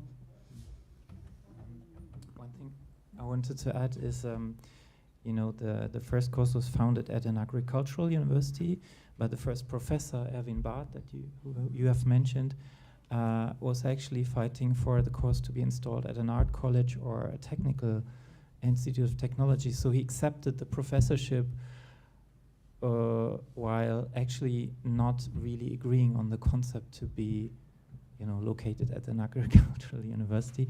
And you see, after the war, after World War II, until then it was the only academic program, but it was the agricultural university was incorporated into the Berlin University. Wiepking, his follower after Barth's suicide in 1933, Wiepking was very strongly architecture-oriented as well, but and after the war, now you have all the programs at institutes of technology, the full academic programs. In Germany, they had at institutes of technology, but they were never really directly associated with the architecture departments. They were actually quite independent departments always, and then associated with the life sciences and architecture both, you know. So the technical universities, they were this kind of environment where they could develop sort of quite independently and then seek alliance on one or the other side. And then you have all the Fachhochschulen, the colleges of applied sciences, which are sort of the successors of the horticultural institutes from the 19th century.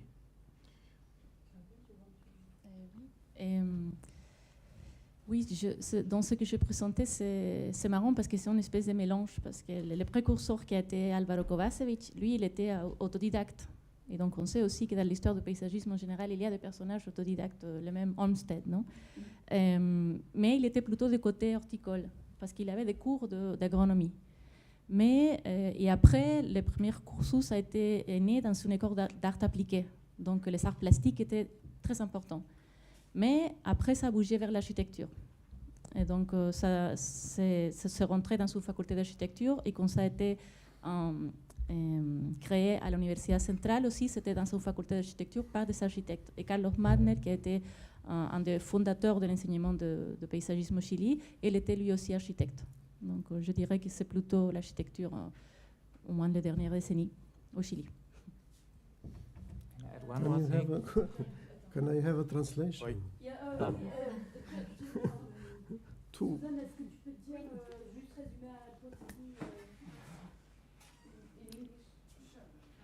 Short. Claudia was saying that originally the founder of the programs in Chile were, he was an autodidact, so he taught himself, but rooted in horticulture and garden design. So, and he had some he had done some studies in agronomy, so sort of architectural, but the program was in a fine arts or in a plastic arts school, and so it was both agricultural. Okay, no, it's okay. But that finally, I'm sorry, I've forgotten the name of the professor, Carlos Madner. was himself an architect. And so the last few decades of landscape architecture have been heavily influenced by the profession of architecture. Okay, thank you.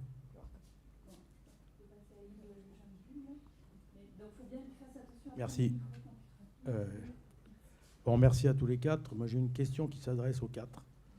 Je voudrais savoir quelle est la part de la dimension écologique qui est présente dans l'enseignement, et en particulier sur le réchauffement climatique et l'érosion de la biodiversité. Alors, je sais qu'il y a des problèmes, en particulier au Portugal, avec les plantations d'eucalyptus qui provoquaient de grands incendies, qui sont dénoncés par le GIEC. Au Chili, il y a le problème des élevages de saumon dans les îles de Patagonie moyenne, qui pourrissent parce qu'ils sont atteints par une bactérie. Ça provoque d'énormes grèves qui durent des mois, etc., etc. Et alors, je suis étonné parce qu'on ne parle pas, et moi non plus, j'en ai pas parlé, du paysage forestier. Pourquoi est-ce qu'on s'attache un peu à cette question du paysage forestier? C'est quand même un enjeu du réchauffement climatique. Les incendies en Amazonie, etc., etc. Voilà ma question. I'll try and translate this. So the first part that I understood was that he was asking for all four of you what role ecology plays in today's pedagogy. How much of your teaching methods are influenced by ecology, and specifically by global climate change and the loss of biodiversity worldwide. So that's the first part, and he kind of pointed the finger at Portugal for having large plantations of eucalyptus and some pretty dangerous wild forest fire issues, and at Chile for salmon, farm salmon populations and having massive strikes and problems linked to that. And so that was the first section of the question. And then the last part was he noticed that nobody really talked about forested landscapes, and he asked whether or not we should be discussing it more. Si j'ai bien compris. OK.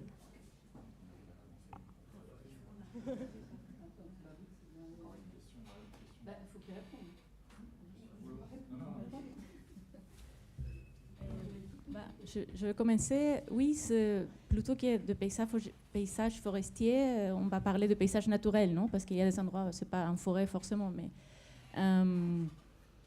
mais justement, c'est dans la formation que j'ai décrite à l'Université centrale, au début, ça s'appelait écologie et paysagisme. Et donc, justement, ce qui s'est passé, c'est qu'est devenu la partie écologique est devenue très importante, et du coup, les architectes paysagistes ne savaient pas dessiner, ne savaient pas planifier, faire des plans, parce qu'ils étaient vraiment dans un truc beaucoup plus proche de la biologie, de l'ingénierie environnementale. Et donc, du coup, il a eu un retour en arrière un peu en 2007, lorsque c'est devenu architecture de paysage, en faisant une homologation, on dit, avec les d'autres programmes dans le monde d'architecture de paysage, parce que sinon, ce n'est pas un architecte paysagiste. Mais c'est une question qui est centrale, qui est très présente. Moi, j'ai étudié dans les années 90, et on parlait déjà de biodiversité, on parlait déjà de restauration de paysages, on faisait déjà des projets de gestion territoriale, on prenait en compte les incendies, justement, de la région centrale méditerranéenne. Donc, ce sont des problèmes très présents, au moins dans cette formation-là.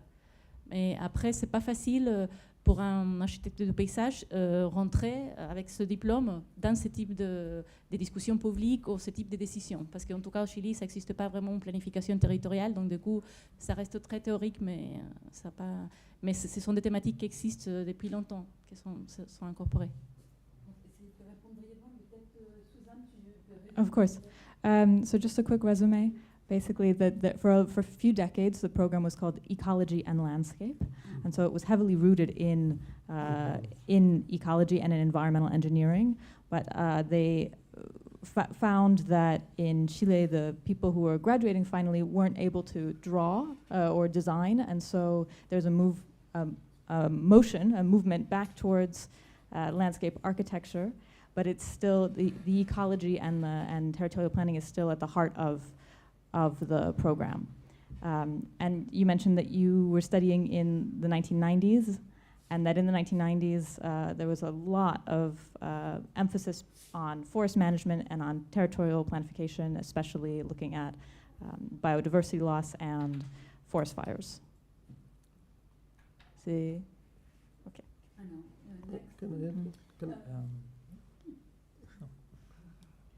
Now, ecology and ecosystem services are the arguments why landscape architecture programs stay with agricultural universities. Though I personally, I like very much the German model explained here, because designing and studio classes are also so important.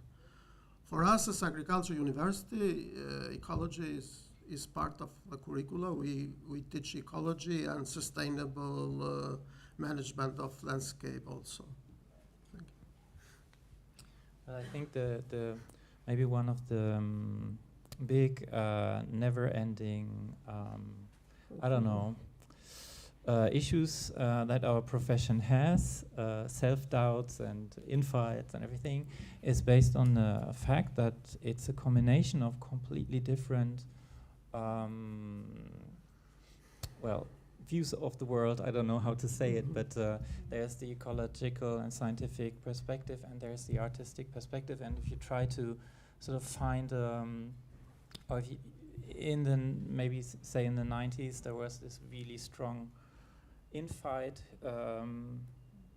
and if you try and you were constantly trying to like persuade one part, the other side, from their own position, instead of accepting that there are two parallel different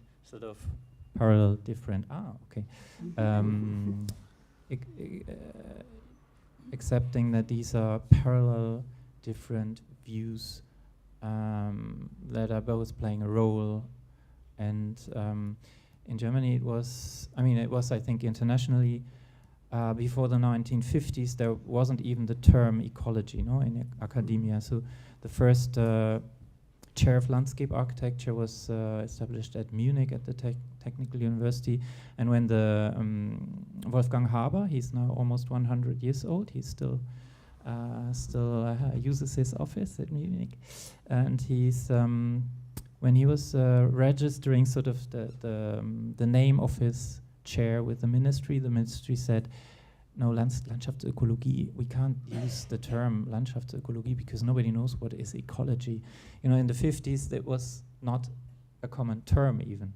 So, and then over the decades, I think you just have this pendulum going, from one side to the other. And then 60s were the time of sociology. Sociology came so dominant that everything else was, and I don't know, it's always there, but and I think the chance that we have now is that we finally arrive at integrating everything much better then, because these fights are a bit the fights of my professor's generation, and I think I don't see these conflicts anymore so much. Je voulais juste demander s'il y a des gens qui souhaitaient que ça soit traduit depuis l'anglais vers le français. Parce qu'en fait, je n'ai pas posé la question. Yves, je crois qu'Yves aimerait bien. Peut-être si Suzanne peut résumer, en tout cas peut-être, je ne sais pas, en quelques mots. Et sinon, pour la dernière, peut-être te rapprocher d'Yves pendant qu'elle parle en anglais. Mon réponse n'était pas très Ça marche.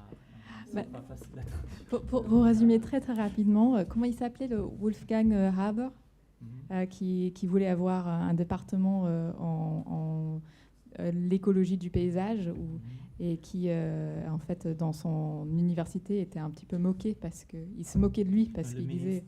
Le ministère a refusé le terme écologie parce que personne ne connaissait. Donc, dans les années 50, en Allemagne, personne ne connaissait le terme d'écologie. Années 50. Oui, et donc Lars disait qu'il y avait un peu des fluctuations dans le métier de paysagiste, que dans les années 60, c'était plus la sociologie qui avait une emprise dessus, et que ça change, mais qu'aujourd'hui, il y a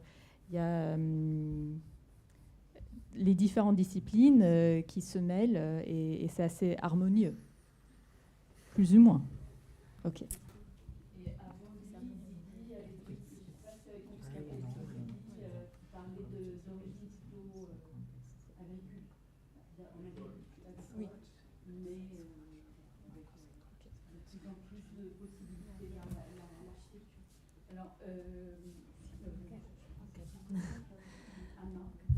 Catarina.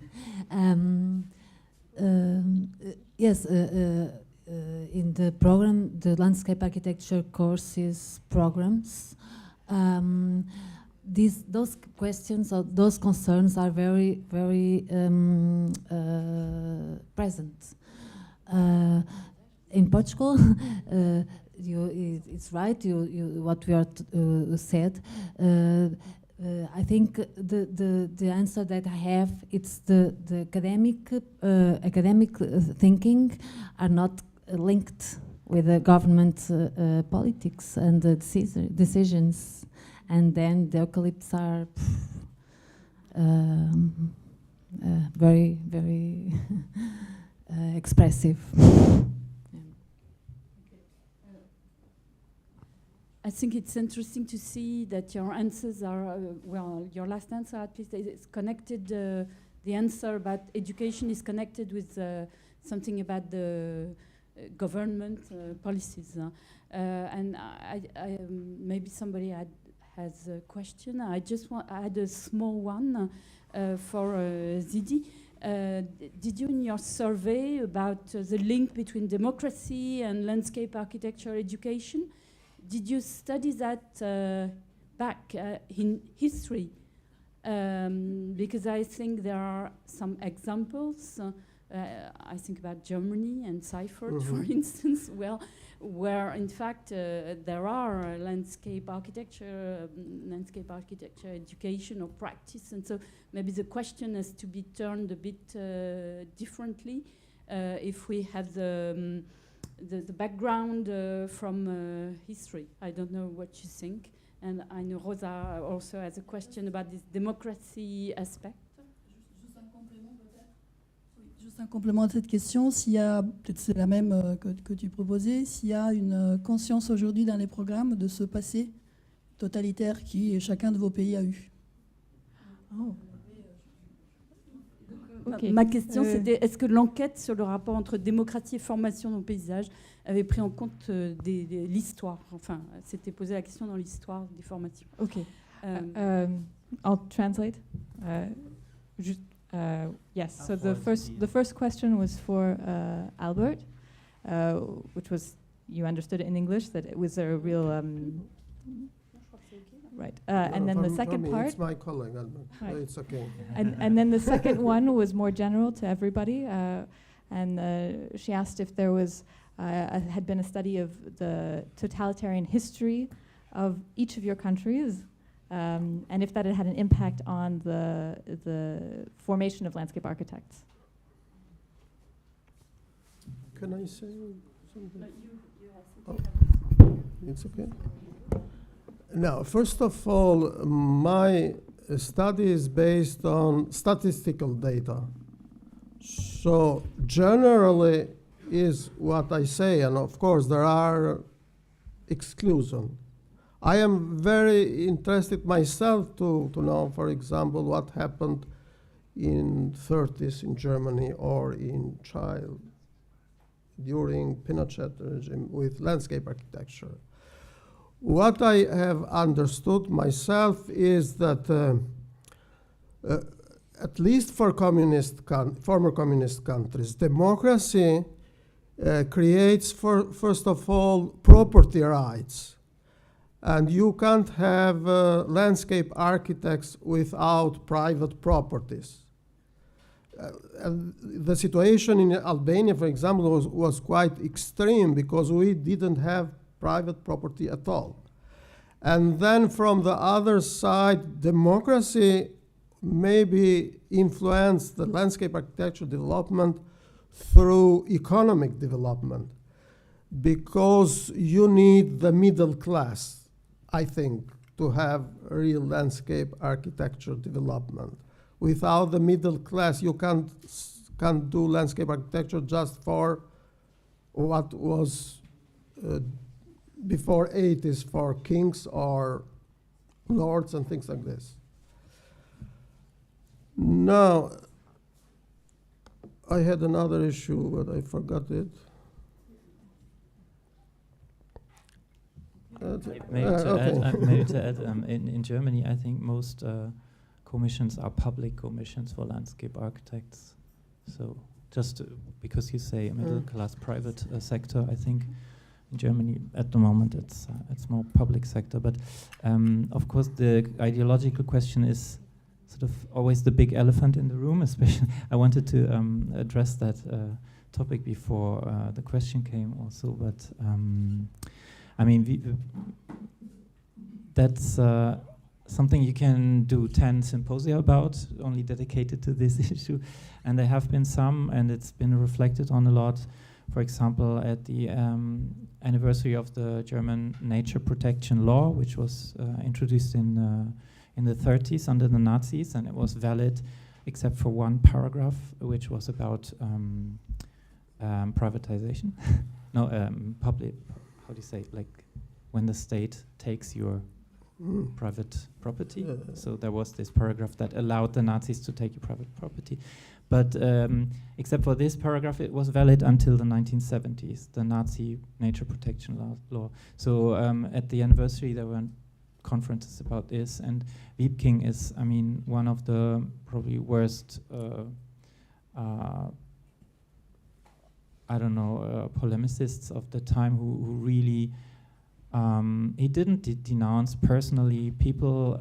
It's a matter of how they define it. I mean, in his university lectures, he was showing slides of projects from colleagues and talking about why these are not German, truly German projects. And he was even saying like they didn't look German. So he was, I mean, it's the worst kind of really racist ideology behind it. And Teresa hasn't really dealt with it because I think it's such a big topic, no? But yeah, you cannot ignore that because I mean environmental protection has roots in Heimatschutz movement, which was more aesthetically motivated or before 1900, but then, of course, it went all the way through the Nazi times to this phase of blood and soil and racist ideology. And then after the war, they had to deal with it. And they dealt with it either by officially keeping a completely scientific perspective, which, of course, isn't really possible to completely ignore what happened before, or by concentrating on artistic design, but yeah.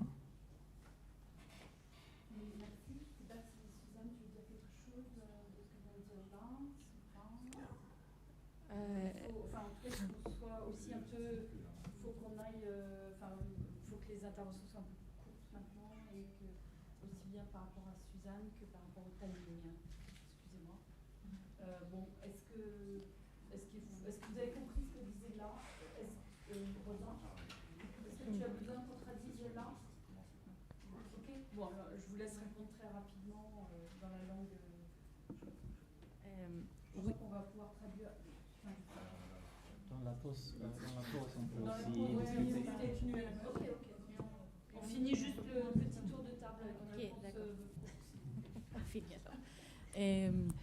Oui, enfin, en tout cas, j'essaie de montrer avec mon exposé justement l'incidence qu'a eu la dictature au Chili. Justement, le programme d'études à l'université de Chili a été fermé. Et puis tout ce qui est paysagisme public, de parcours urbains, etc., a disparu bien sûr pendant la dictature.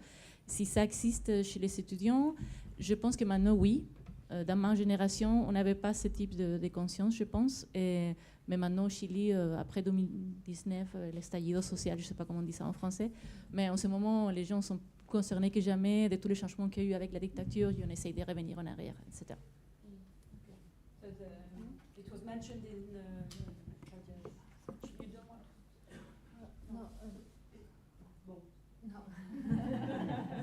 Yeah, just what I forgot to say is that landscape architecture, like all professions, in fact, is determined by the market demand. So the users influence a lot the process of landscape architecture education also.